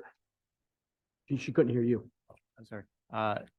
This is Commissioner Esposito. Is that the stipulation that this barrier be built directly on top of the parapet wall or in front of it? On top of it. So the picture they had up there, the wall, essentially we have a 4 feet, 8 feet wall there, right? So the wall is pretty huge already as far as 4 foot 8 inches. 4 feet 8 inches. And the actual surrounding of the HVAC area is actually 5 feet, like 2 inches. It's actually higher than an actual parapet wall. It's already made up of non-combustible material. It's already made of steel, which is 3.5 inches wide, flat bar by half an inch thick. So Already done that part. well, this is already there. They're asking for in addition to this, which is actually not code. The code states that it should be nothing more than maybe a 4-foot wall for the HVAC area, which we've already done that. All these that the Department of Building asks is really like their advice. It's not code. The architect, we went back and forth and told him that it's not code, that it's not standard. And we also went to the extent of requiring, well, she went to the extent of requiring forms to try to get the layout of all of the rooftops throughout the Chicagoland area. None of them, well, the ones we've researched so far, none of them have a 6 feet wall, parapet wall. So I'm 6'3", the wall comes about here. If I'm standing up, the wall is I think it is worded though up to 6 feet. So there seems to be. No, they're saying what was sent already, because I was on a call with them before when he called me. The wall as it stands right now is 4 feet, 8 inches I high. understand that. And- But You're saying that's not enough? And that's not enough. So they would essentially want to be added 1 foot and 4 inch metal solid screening around the entire perimeter on top of the 4 foot 8 inch Which- parapet wall. Which from the original approval, none of that was required, and we built it from the original specs. So this is just. Except for the minor changes to the bar. which Right, is why except for the we're here. minor. And as far as the change to the bar was not a structural change, it was always aesthetic. And so all of the permits are closed out, finished. So this will just be her having to just find the money somewhere and just really just demolition, beautiful work. The project, in my opinion, doesn't need anything. Like, you can't see up onto the deck from below, you know what I mean? Like, even if you up against the wall, someone would literally have to pick you up and you know what I mean? Let's turn to Nancy Radzovich of the Department of Planning and Development. Nancy, could you tell us what the department's position is on this? Respond to what the applicant has said. Yeah, and I don't know if Jeanette has the overlay where they showed the black and red showing the comparison between what was approved and versus what was built. So yeah, so rooftop deck had previously been approved. The challenge is the intensity and the amount of rooftop users, the size of the bar, the number of seats, everything was increased pretty substantially, as you can tell by the overlay. There's a bunch of seats now that are immediately next to the north wall, which abuts a veteran park. And then the HVAC was changed so that there's some equipment, and you can see it from the photos, that's actually a little bit closer to the residential property immediately to the south. The property immediately to the south is abutting this property. The pictures that we put together and handed out today to you, and specifically on sheet number 3, I'm going to start with just the south side. There are windows that are immediately adjacent to this rooftop deck. So originally we did say we'd like to see 6-foot screening all around. And this is a condition that we've had on every rooftop patio, at least for the last year. And they have been approved that way. We've had them put up fencing. It doesn't need to be steel. It just needs to be some sort of solid screen. And it's been approved that way on previous applications. So it is consistent. Because of the windows immediately visible, and you can see it both adjacent to the HVAC system, but also you can get the lights from the bar into those windows. Although we originally said, hey, let's put a solid screen, we stepped it back and just said a solid screen on the south side, because that is immediately abutting a residential property. And all we're saying is it's 4 feet 8 right now. So just add it to the top of that to bring it up to 6 feet total, just to get it to the point where it's beyond where those windows are for those residents that are immediately abutting this. Not the entire perimeter? No, the other area we suggested is the solid screen along the north wall, because again, now these seats are immediately against the north wall. And just out of respect for the Veterans Park, we just thought it made sense. And again, this is a condition we've put on every rooftop deck since I've been working with the CBA, that we have a solid 6-foot screen to screen lights and sounds from abutters. So out of respect for the Veterans Park, we just similarly, we were just saying, bring it up another, whatever, 1 4 inches to get it up to 6 feet. And then on the east and west sides, we backed down from the solid screen and we said the landscaping is fine, but it should be evergreen so that it's a solid screen year round. And the reason being is if you look at the photos again that we handed out, you can see there's residential properties immediately across the street. One of the things that they did work with us on is they put they're going to put a fascia now around the bar, so it'll screen the light source on those bar lights. But we're just trying to get a little extra screen for those residents across the way, and then again, the residents across the alley.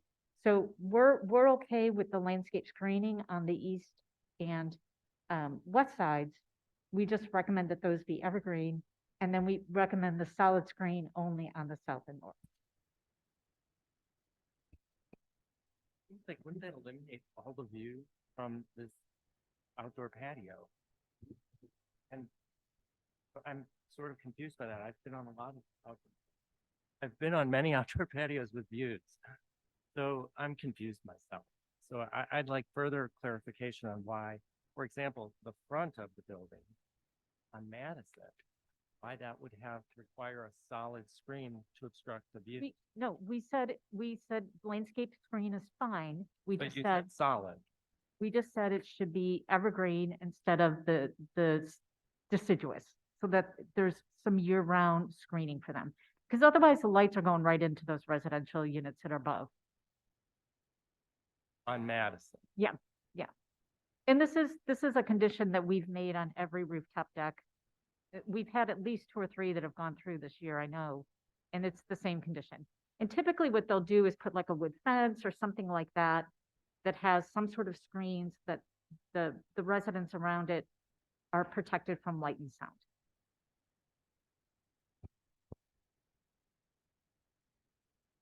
Go ahead. So in regards to the bar lights, we agree, I think initially the fascia was 6 inches, and they agreed to drop it 18 inches. So around the bar lighting, there's gonna be a solid screen that's around the entire bar. Again, we understand that theory and practice are very different. If you've walked the property with the property owners and yourself as Ms. Daniels and her contractor has, the neighbors have signed off on it and said they don't believe the light will reach across the street of Madison or past this. So when they're talking about neighbors to the north and south, you're talking about across Madison Street. And then you're talking about behind the parking lot, behind the property, and then the alley, which also has a large backyard. So it's really not practical that the lighting is gonna affect anything north to south. And again, in regards to the neighbor to the east, where the windows are showing, that was present last year, in 2021, when the original special use was approved. So we believe we should be treated by the same, if this was approved previously, it shouldn't be changed now. The applicant merely made a minor change to the bar, as her general contractor said, for aesthetics purposes. And the Veterans Park has submitted a letter of support as well. Can I speak? They also wanted to be present, the people over the veterans lot, but she's currently at Northwestern having tests done and it ran over. She actually sent a letter that she signed and she sent a text message saying she'll get over here as soon as her appointment was over. As far as the lighting, the lighting in the bar are only 4-inch cams in their direction and they go directly down. They don't shoot all over any of that. And one other thing, the actual neighbor that's on the east where the windows are, she gave a support letter too, stating that they're perfectly fine with it. They walk the property and, they like the way it is.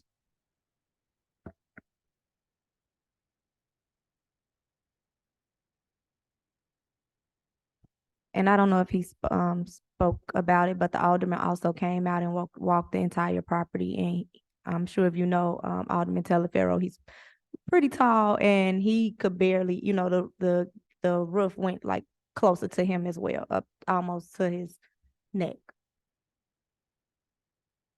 So I would like to just get brief testimony from Mr. Ryan, and we can conclude our case in chief if you'd like. But Yeah. Before we do, let me ask Nancy, is the requirement of wanting to take this wall from, what is it, it's 4 feet, 8 8 inches to inches. 6 feet. Right. Is that a safety issue, or is it just like a noise and kind of blocking the neighbors? It's a noise and light kind of visual and acoustical just protection for the abutters. Yeah. So out of curiosity, why don't I see that at rooftops I frequent? Should they be cited? I am not sure because it depends on what was approved, because I've only been doing the ZBA with you guys, right, for a couple of years now. But every roof deck that I've been involved with, we've had screening on it. So maybe they predated when, our current zoning administrator and previous assistant zoning administrator were doing this. Because a lot of those are older, so maybe they don't have special uses. I don't know. So you're saying the ones recently you've required this? Is that Oh, what you're yeah, saying? and you guys have approved them that way. Yeah. Cause I'm with, sir, I don't know. I mean, I could you name a couple? Okay, so we did, oh gosh, I was trying to look up the addresses. One of them was down on the south, I want to say 87th, 97th. We just did that one, I want to say was in, gosh, maybe March or April. What was that address again? I'm sorry. I didn't hear Gosh, you. I'm trying to remember.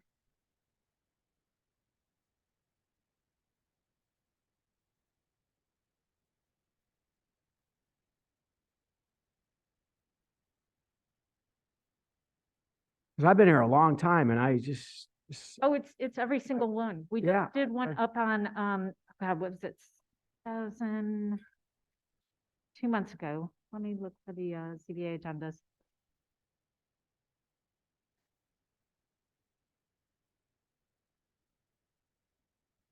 So Nancy, one other question. Yeah, The mhm. recommendation is worded up to 6 feet, not 6 feet.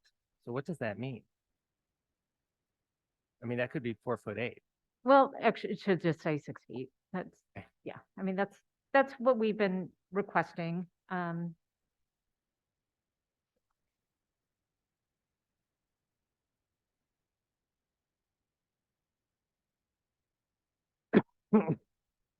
Can we then clarify the existing barrier at the HVAC system compared to what is requested by DPD? Nancy? I'm sorry, one more time? Yeah, the applicant said that they have a barrier at their HVAC system currently. Want to comment It's on that? around, they do have a barrier. They do have a barrier on the sides that face their patio. If you, again, look at the photos, the immediate abutter, sheet number 3 that we gave you, the immediate abutter, their window is right there. Got it.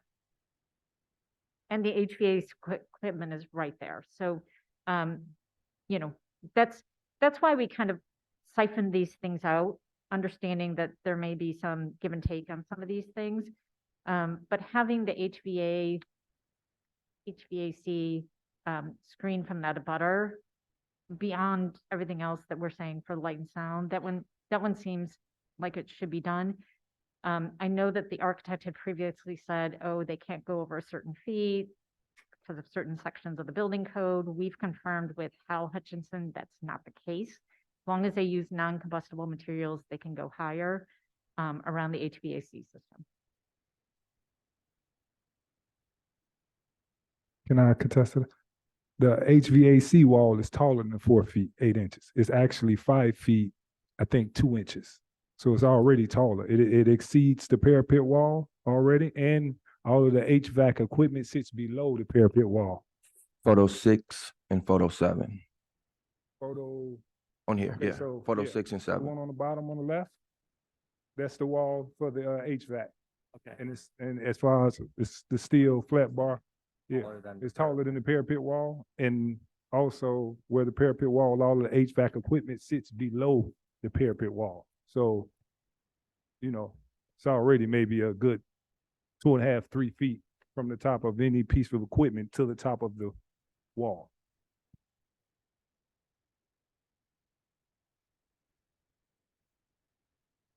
Okay, do you want to get Joe Ryan? Oh, Nancy, did you want to say something? Okay, so I have She was still trying to find, 10649 South Pulaski. wait, what was the first one? 10649 South Pulaski. 10640. Okay. Hold on. What I thought. 2443 West 71st. 24, I'm sorry, I can't. Oh, I'm sorry, not that one. That was on a rooftop. 1823 West 87th.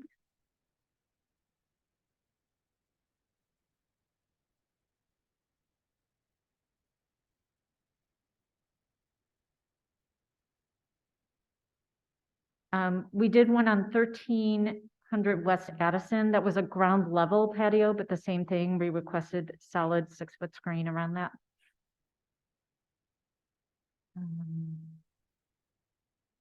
1300 Addison.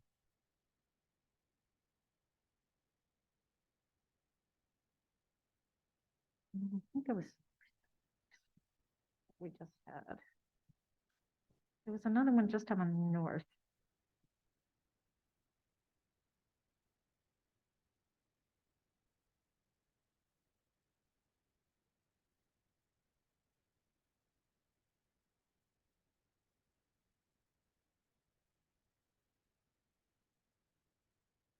Nancy, was 10649 South Pulaski, was that a ground floor? Yes, it was. Okay, then that's, I'm sorry, I'm trying to So draw was our Addison. notes and there was a rooftop down on the south Oh. side. There was a rooftop up on North Avenue. And all of them had solid screens. 6-foot, like wood fences all around.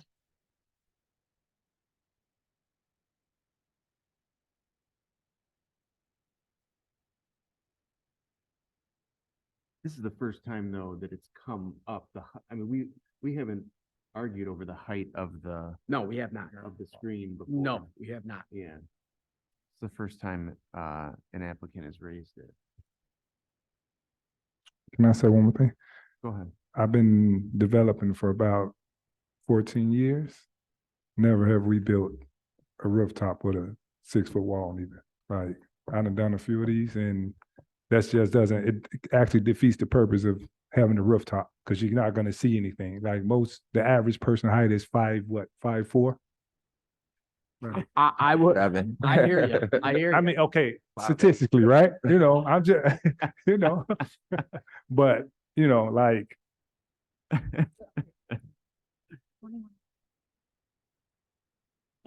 Yeah, there you go. You're on, go ahead. I just want to add, and I'm the owner and I could barely even see over it now. I have to kind of step all the way back or stand on my tippy toes. Go ahead, Mr. Ryan. Can I introduce Mr. Ryan? He seems like he wants to add. Yeah, let's get Mr. Ryan's Yes. testimony in. First, let me just say, Mr. Ryan, you did prepare a report with regard to this matter, correct? I did. And I'm going to let you speak in more detail, but if you were to continue to testify, you'd testify consistent with that report, correct? Correct. I did the report in 21 as well. Okay. So I've seen it before and after. Okay. And anything that you want to emphasize right now? Well, just that to put screening above it would take away from the aesthetics of what is there. That I could understand a parapet wall that's 18 inches, that there would be a safety issue and a screening issue, but having been there, the 4'8", almost 5 foot wall is sufficient, and having done numerous other rooftops, the fact that another 14 inches isn't going to make that big a difference with noise and light. The lighting was positioned, as you can see in the bar there. Those are can lights that go straight down. There'll be some other lighting, obviously, so people can walk around in that, but it will be not very intrusive.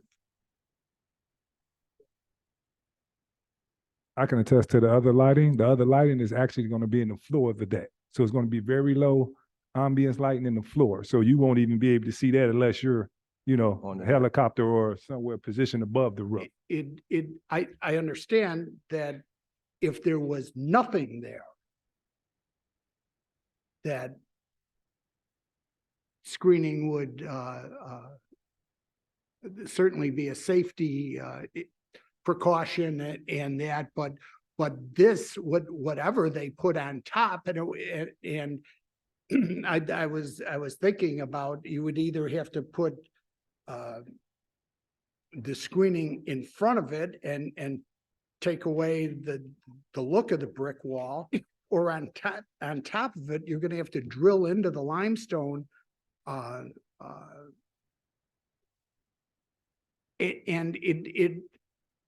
Whatever screening was there, if it wasn't brick, would look awkward to me. It's almost like you'd almost have to demolish the parapet wall and start all over again to make a uniform wall that was 6 feet tall. To make it look right, you would have to brick it all the way around. To me.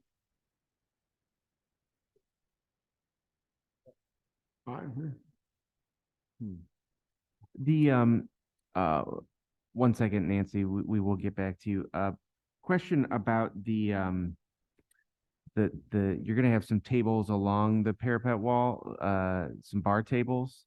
How high are those tables?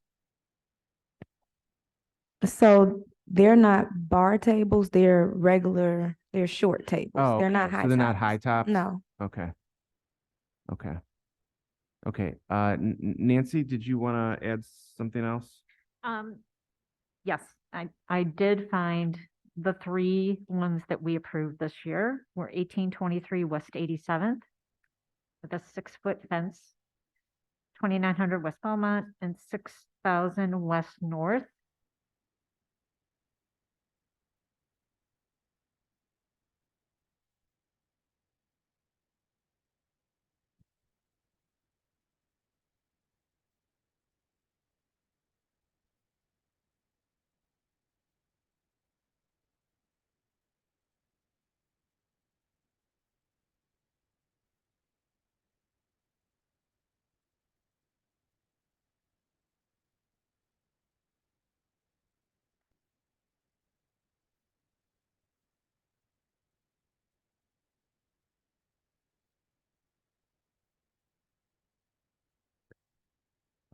Any other questions from the board?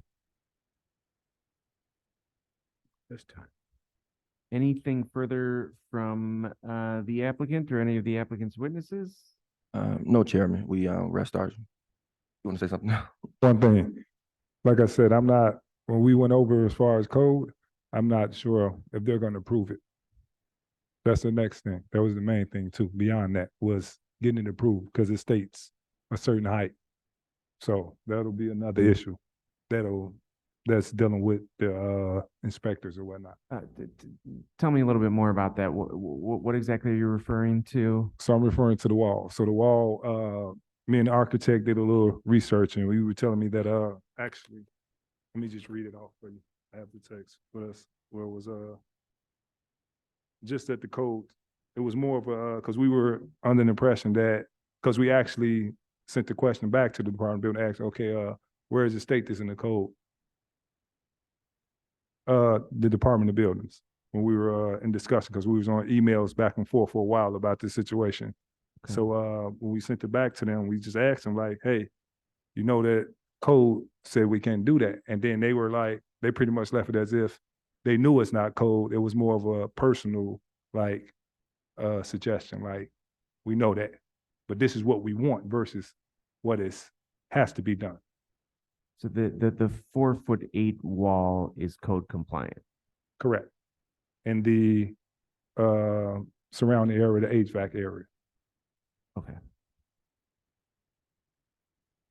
All right. Go ahead, Nancy. We've got contradicting codes and provisions here. So what he's referencing, and we reviewed this with Hal Hutchinson in the building department specifically. The code section that the architect referenced was in relation to non-combustible walls, and there's limits on how high those can be. So combustible walls. If it's non-combustible, it can be any height. But that's just basic building code provisions about what types of materials can be used for screening, what height they can be, et cetera. What we look at for the special use, as you know, is will this have impacts on the abutters and the community? So that's what we look at. And for each of these rooftop patios, we always look at what are going to be the impacts of the noise and light on those abutters. So I get that there's the ambiance of the rooftop deck to have it much more open, but our review and our responsibility is to look at it against the criteria and what sort of impacts could it have on the abutters. And I'll just say, you know, I understand that it sounds like some of the abutters are supportive, this and this and this. I don't know if this has actually been functioning and if people have been up there and talking and there's been, you know, noise and light and actual functioning, especially those abutters to the south with the windows that are right there. So that's our rationale why we make those recommendations. To have that additional screening is really to protect those people from having to see or hear, try to help kind of screen that from the neighbors. That's it. It's not intended to be burdensome, to add burden.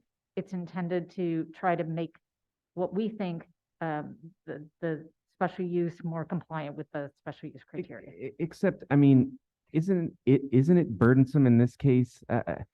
And the reason I say that is, so the first time this comes before us, they were allowed to build a 4'8" wall, which they did, and then they come back for a change unrelated to the wall, and now they have to build a 6-foot wall? Because what they've done, again, what they've done is they've increased the intensity of the use.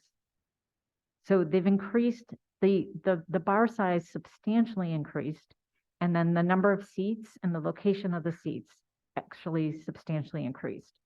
So now you've got more seating, you've got also the HVAC got shifted down, so you've got equipment that is right next to that wall. And then you've got additional tables and then a larger bar. So, you know, what we looked at it, you know, if it had been built according to plan, we wouldn't be having this conversation. But because there was an increase in the intensity of the use, that's why we took a second look at it.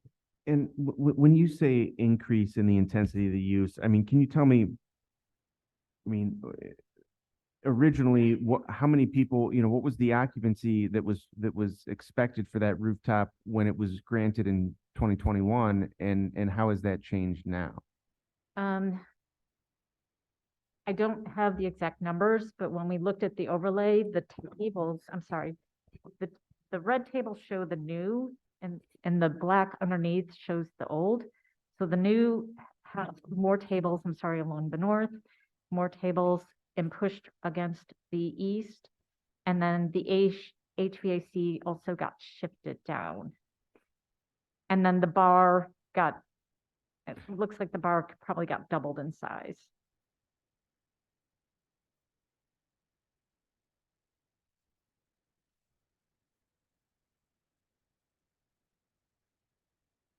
But I guess I'm okay. Hold on.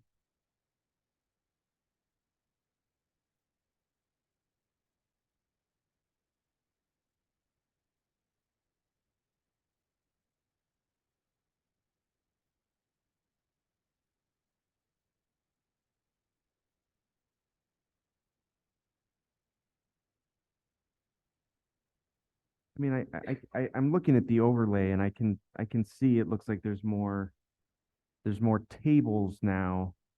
But I guess the question I have is, you know, did the occupancy on the roof change? I mean, could they, you know, even with the way they had it before, there was just more standing room, it looks like, as opposed to tables. But I mean, that's still, the space remains the same. Am I wrong?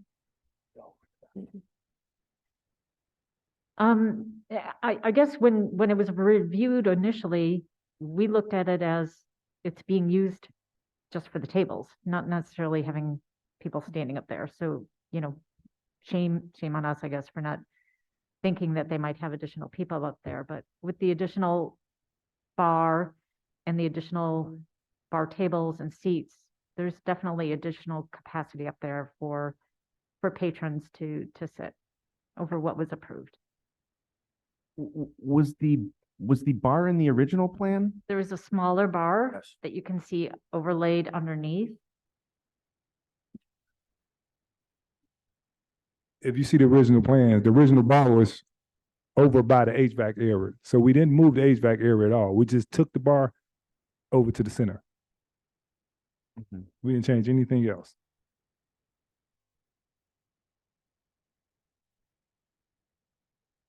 Okay.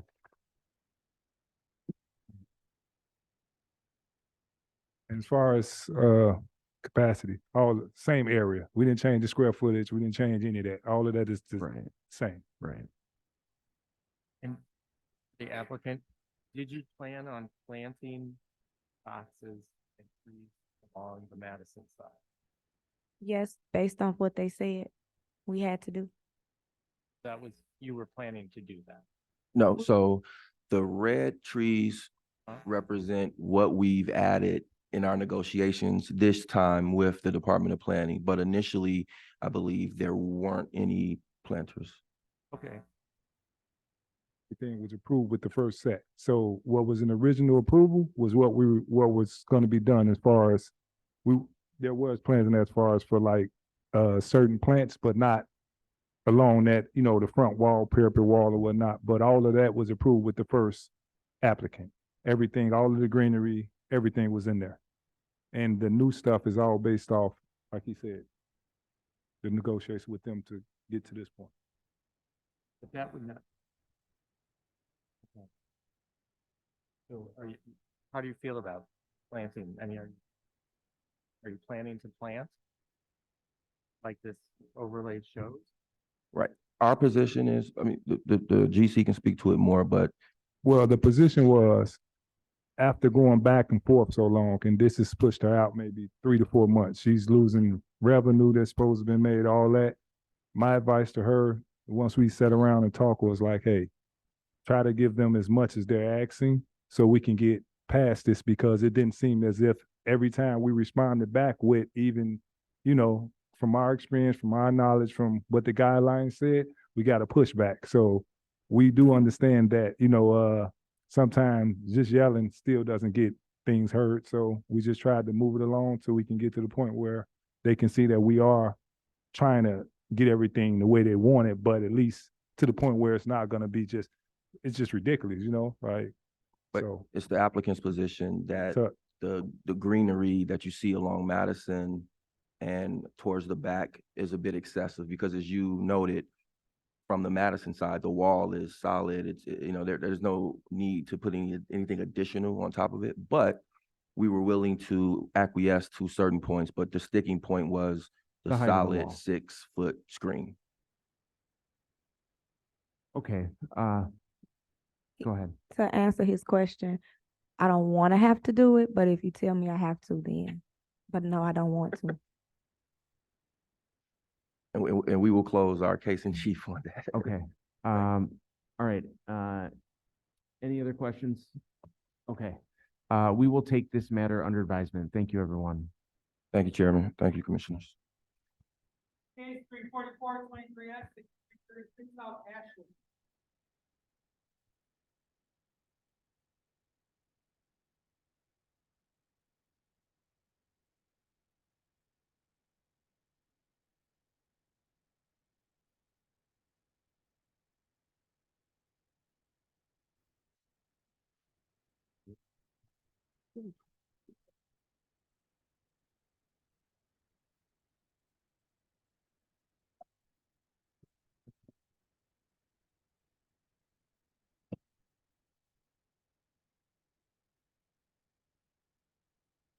Oh, both of them? Is it that annoying? Oh, okay. Yeah. It's just, yeah, you hear that. Yeah. Hear that buzz. Yeah, I'll tell you what, when he wants to ask a question, I'll give him my mic. All right, Counselor, let me go ahead and read the department's recommendation for calendar number 344-23S. The Department of Planning and Development recommends approval of the proposed modification to the existing single-lane drive-through to incorporate dual menu order board lanes at an existing McDonald's restaurant, provided the special use is issued solely to the applicant, McDonald's Corporation, and the development is consistent with the design and layout of the demo floor plan, new floor plan, and site plan dated November 14, 2023, and landscape plan dated November 15, 2023, all prepared by Watermark Engineering Resources. Counselor, you can proceed with the short form. Thank you, Mr. Chairman, members of the board. My name is Elvin Charity, Charity and Associates PC, 20 North Clark Street, Suite 3300, Chicago, Illinois, and I represent the applicant McDonald's Corporation with respect to its application for a special use to permit the conversion of a single-lane drive-through serving the existing McDonald's restaurant at 6336 South Ashland Avenue to a dual-lane drive-through. Present to testify on behalf of the applicant are Joseph Coconato, Area Construction Manager, U.S. Restaurant Development for McDonald's Corporation, and Terrence O'Brien, Licensed MAI Appraiser. And the board recognizes Mr. O'Brien's expertise. Thank you. Thank you, Mr. Chairman. At this time, I'd like to call my first witness, Joseph Coconato. Mr. Coconato, can you please state your name, occupation, and business address for the record? Joseph Coconato, 711 Jury Boulevard, 3rd floor, Oak Brook, Illinois. Area Construction Manager for McDonald's Chicago Field Office. And how long have you been employed by McDonald's Corporation? 17 years. And are you familiar with the McDonald's restaurant at 6336 South Ashland Avenue? The drawings for the proposed improvements to the McDonald's restaurant on the subject zoning lot and the area surrounding the subject zoning lot. Yes, I am. And you have submitted a signed and notarized affidavit with the findings of fact in advance of your testimony. Is that correct? Yes, I did. And would your further testimony be consistent with the statements in your affidavit? Yes, they would. Are there any questions? Oh, I think I forgot to swear everybody in. Thank you. Raise your right hand. Do you swear or affirm to tell the truth in these proceedings? All right, thank you very much. And everything that you've testified to so far was true and correct to the best of your knowledge? Yes, it was. Okay. Thank you, Mr. Chairman. I'd like to now call on my second witness, Terry O'Brien. Mr. O'Brien, you prepared a report that was submitted as part of the applicant's findings of fact. Is that correct? Yes, sir. And in connection with the preparation of your report, you inspected the McDonald's restaurant at 6336 South Ashland Avenue and the area surrounding the subject zoning lot. Is that correct? Yes, I've done that twice in February of 23, then again in September of 23. And in connection with preparing your report, you also reviewed the plans for the proposed improvements to the subject zoning lot. Is that correct? Yes, sir. And in your professional opinion, does the proposed special use for this zoning lot satisfy, and the improvements satisfy all of the criteria for granting a special use under the Chicago zoning ordinance? Yes, I've addressed those various criteria within my report. I believe the proposed special use fulfills all those criteria. And would your further testimony be consistent with the statements in your report submitted as part of the applicant's findings of fact? Yes, sir, they would. Mr. Chairman, that concludes our presentation. We're prepared to address any questions that the body may have. Thank you. Any questions from the board? We will take this matter under advisement. Thank you, Mr. Chairman. Members. Thank you. Thank you. Next case is 370-23S, 373-23Z, 6828, 6829 Northwest.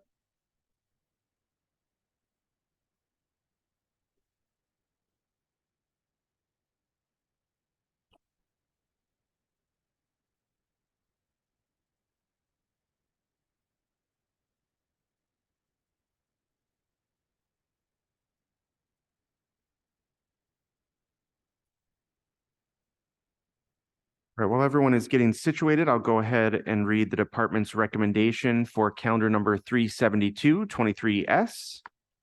The Department of Planning and Development recommends approval of the proposed two-story religious assembly building with 155-person capacity within the primary prayer room and 46 parking spaces, provided one, the special use is issued solely to the applicant, Dawat-e-Islami Inc., an Illinois non-for-profit corporation. Two, the development is consistent with the design and layout of the plans and elevations dated November 8, 2023, prepared by Jeff and Associates LLC. Three, the peak capacity of the primary prayer room does not exceed 155 persons. And four, all prayer services take place on the second floor within the designated primary men's and women's prayer rooms. Would everyone planning to testify, please raise your right hand. Do you swear or affirm to tell the truth in these proceedings? Thank you very much. Counselor Fatikas, you can proceed with the short form. Thank you. Again, for the record, Nick Fatikas from the law offices of Sam Banks. I'm here on behalf of the applicant, Dawat-e-Islami, an Illinois not-for-profit corporation. The applicant owns the subject property located at 6829 Northwestern Avenue. The property is currently improved with a one-story religious assembly building and accessory surface parking. The applicant's congregation has grown over the last 11 years, and they're now seeking to expand their mosque. In order to do so, the applicant is seeking a special use because the existing underlying zoning is a B3 district. The applicant is also seeking to waive the required loading berth due to the unique lot size and shape, and specifically the 108-foot lot depth dimension. We have three witnesses available to testify on behalf of the applicant, Mr. Faizan Khan, our project architect, Mr. George Fajardo, and our MAI appraiser, Mr. Terrence O'Brien. And with that, I can call Mr. Khan. Can you please state your name and address for the record? This is Faizan Khan. My address is 2115 West Farwell Avenue, Chicago, Illinois. And you're both the director and corporate secretary of the applicant? Yes. And again, You've been at the subject property since about 2012. Yes, The congregation has grown, yes, and you're proposing an expansion that would allow you to add facilities like a library, meeting rooms, offices, and then specifically a women's prayer area. Is that right? yes, And in terms of operations, everything about the mosque will continue to operate the same way it has for the last 11 years, albeit in a larger footprint. yes, And is it your understanding that my office prepared witness statements on your behalf in this case? yes, And if you were to continue to testify, would that testimony be consistent with the statements we provided? yes. Thank you very much. George, can you please state your name and address for the record? George Fajardo, 796 Oak Hill Road, Lake Barrington, Illinois. And again, your firm prepared the expansion plan for the applicant's mosque?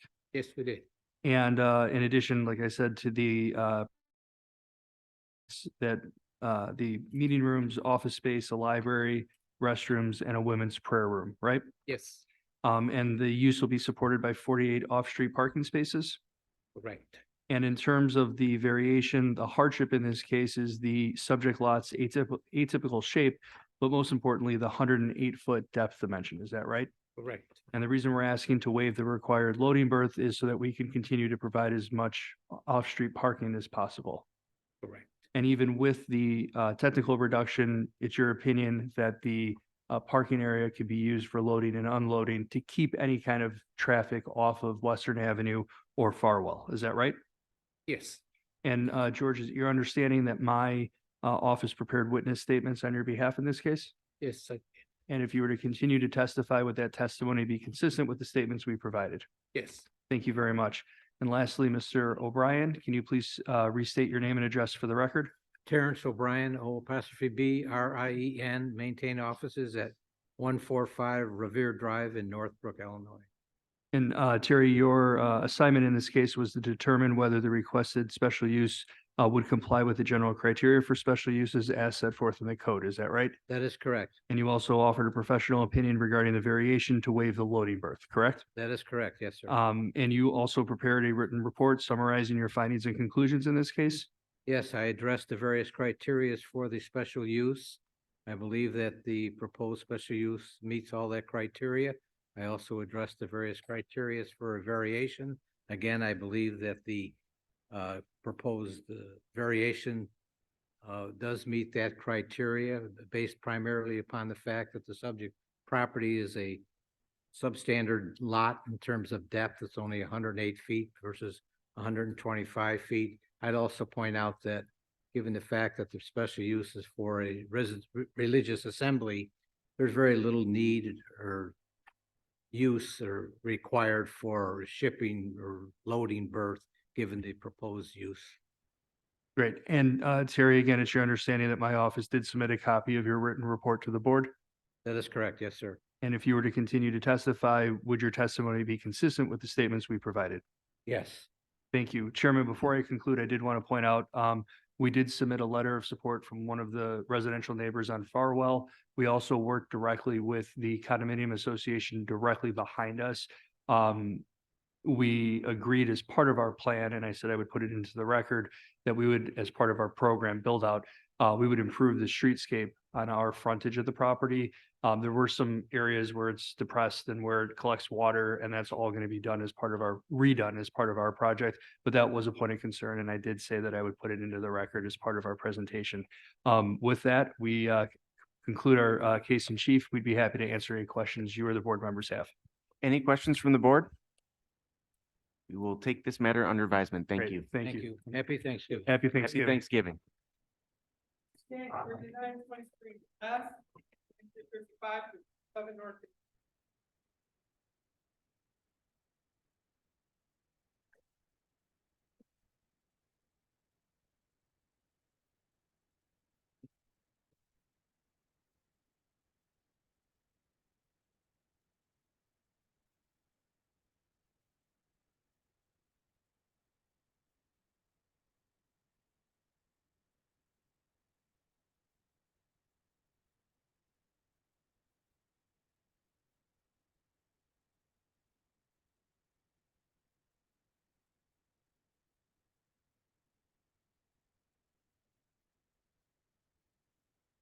While everyone's getting situated, I'll go ahead and read the department's recommendation.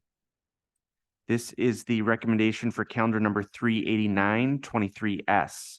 The Department of Planning and Development recommends approval to establish a cannabis infuser facility, provided one, the special use is issued solely to the applicant, Mastura Corporation. Two, no retail sales, samples, or physical product displays or stock are allowed at this facility. Three, no cannabis growing or production are allowed at this facility. Four, the development is consistent with the design and layout of the plans and drawings dated November 17, 2023, prepared by Robert N. Friedman, and the odor plan for 2355 to 57 North Damon Avenue dated October 20, 2023, prepared by Lenny Ganshert.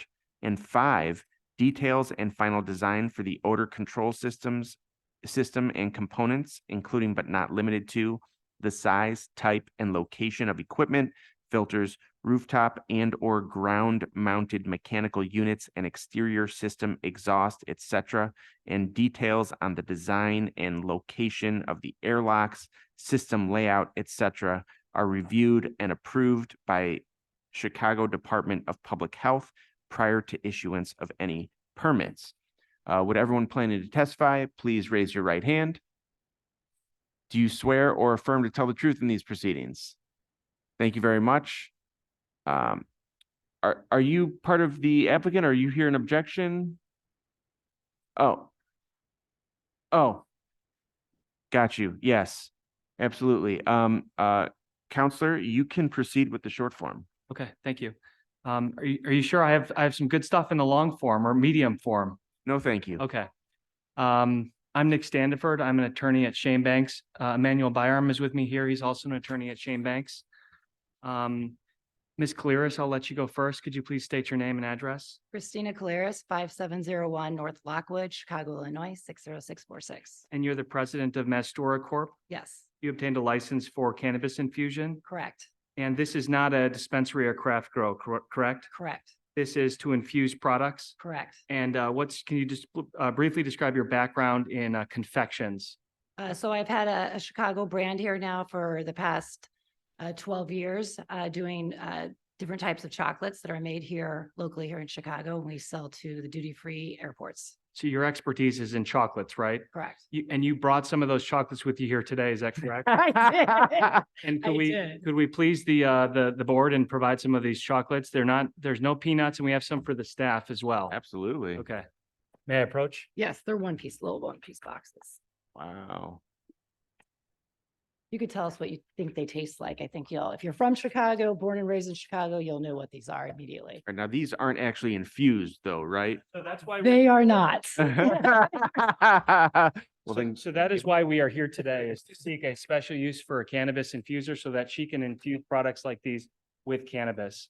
So we have some for the staff as well. We know they work hard on these applications. So, and then of course, Nancy and is it Joe?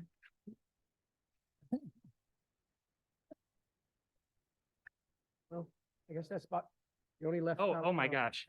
The person who needs it the fourth most. person here. Gotta stay awake. Really good.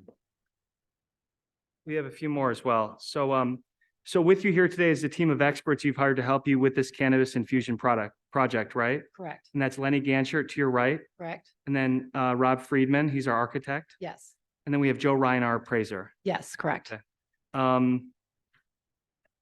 If you were to continue, excuse me, you signed an affidavit in this case, is that right? Correct. In that affidavit, you testified to certain facts, Yes, and you adopt those facts and incorporate them as your testimony here today. correct. Mastura means to feel high, is that correct? In the language, in the Greek language, Okay. yes.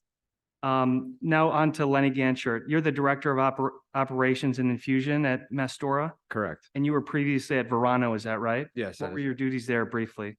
Briefly, I was a director of operations and manufacturing all edibles, national. Okay. National. The infusion process all occurs within the existing building at the space, correct? Correct. We're adding a garage on the outside, is that correct? Yes. And that's where the deliveries will take place. Yes. I think you signed an affidavit as well in this Okay. case, and you testified as to certain facts in that affidavit. Correct. And you adopt those facts and incorporate them as your testimony here today. Yes. Thank you. Mr. Friedman, you're the project architect, is that correct? Yes. You've worked with the landlord on several other projects, Yes. and you prepared the plans that are the subject to the zoning board's review? Yes. And you're proposing a new garage in the back, right? Yes. And you're proposing, and that's going to be in keeping with the facility, with the existing building in terms of appearance? Yes.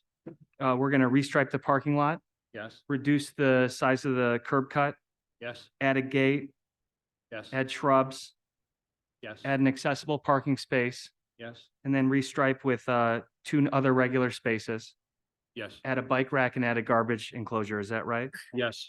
And we had you sign an affidavit in this case as well, correct? Yes. And that, in that affidavit, you testified as to certain facts, Yes. and you adopt those facts and incorporate them as your testimony here today. Yes. Thank you. And Mr. Ryan, you're a MAI designated appraiser, is that right? I am, yes. And you prepared a report in this matter? I did. And that report opined on whether the special use standards under the Chicago zoning ordinance were complied with? Yes. And what is your opinion as it relates to this matter? They comply with all the requirements and criteria this board needs to grant special use. Thank you. And you signed an affidavit in this case as well? I did. You testified to certain facts in that affidavit? Yes, You adopt those facts and incorporate them as your testimony here today? correct. Thank you. We welcome any questions from the zoning board. I don't have a question. I do want to state for the record that I promise to remain totally unbiased when we deliberate on this matter, but that chocolate was delicious. Not intentional. Oh, thank you. Any other questions from the board? We will take this matter under advisement. Thank you. Thank you. Thank you. Have a happy Thanksgiving.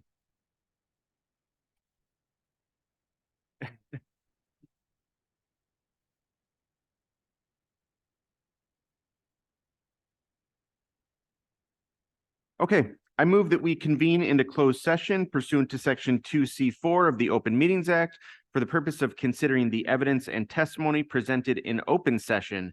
Commissioner Toya seconds, Commissioner Esposito. Yes. Commissioner Toya. Yes. I vote yes, we are in closed session.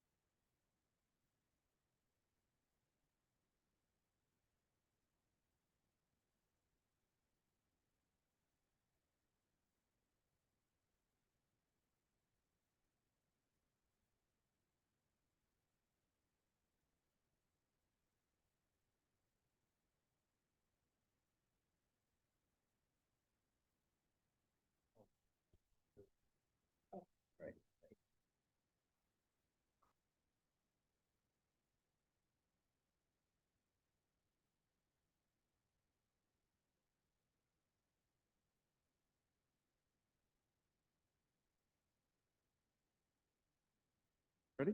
Okay. All right, I move that we return to open session. Commissioner Toya seconds, Commissioner Esposito, Yes. Commissioner Toya. Yes. I vote yes, and we're back. We will now vote. Note that any motion to approve a special use will be tied to the recommendations of the department and any additional conditions read by me. First, I move to approve all continuance requests to the dates stated by me. Commissioner Toya seconds, Commissioner Esposito, Yes. Commissioner Toya. Yes. I vote yes, the continuances are approved. I move to approve all withdrawal requests. Commissioner Toya seconds, Commissioner Esposito, Yes. Commissioner Toya. Yes. I vote yes, the withdrawals are approved. I move to approve all dismissals on the board's own motion. Commissioner Toya seconds, Commissioner Esposito, Yes. Commissioner Toya. Yes. I vote yes, the dismissals are approved. I move to approve application for calendar numbers 429-23S, 430-23S, 431-23Z, 432-23Z, 433-23Z. Commissioner Toya seconds, Commissioner Esposito, Yes. Commissioner Toya. Yes. I vote yes, the matters are approved. I move to approve application for calendar number 434-23S. Commissioner Toya seconds, Commissioner Esposito, Yes. Commissioner Toya. Yes. I vote yes, the matter is approved. I move to approve application for calendar numbers 271-23S, 272-23Z, 273-23S, and 274-23Z. Commissioner Toya seconds, Commissioner Esposito, Yes. Commissioner Toya. Yes. I vote yes, the matters are approved. I move to approve application for calendar number 336-23S without DPD's condition that there be solid screening on the Madison side of the rooftop area, which shall instead have evergreen trees on that side to be reviewed and approved by DPD. Commissioner Toya seconds, Commissioner Esposito, Yes. Commissioner Toya. Yes. I vote yes, the matter is approved. I move to approve application for calendar number 344-23S. Commissioner Toya seconds, Commissioner Esposito, Yes. Commissioner Toya. Yes. I vote yes, the matter is approved. I move to approve application for calendar numbers 372-23S and 373-23Z. Commissioner Toya seconds, Commissioner Esposito, Yes. Commissioner Toya. Yes. I vote yes, the matters are approved. I move to approve application for calendar number 389-23S. Commissioner Toya seconds, Commissioner Esposito, Yes. Commissioner Toya. Yes. I vote yes, the matter is approved. I move to approve the written resolutions containing findings of fact consistent with the votes of the board at its October 20th, 2023 regular meeting. Commissioner Toya seconds, Commissioner Esposito, Yes. Commissioner Toya. Yes. I vote yes, the resolutions are approved. I move that we adjourn the meeting. Commissioner Toya seconds, Commissioner Esposito, Yes. Commissioner Toya. Yes. I vote yes. We are adjourned. Happy Thanksgiving, everyone. Same to you. Thank you.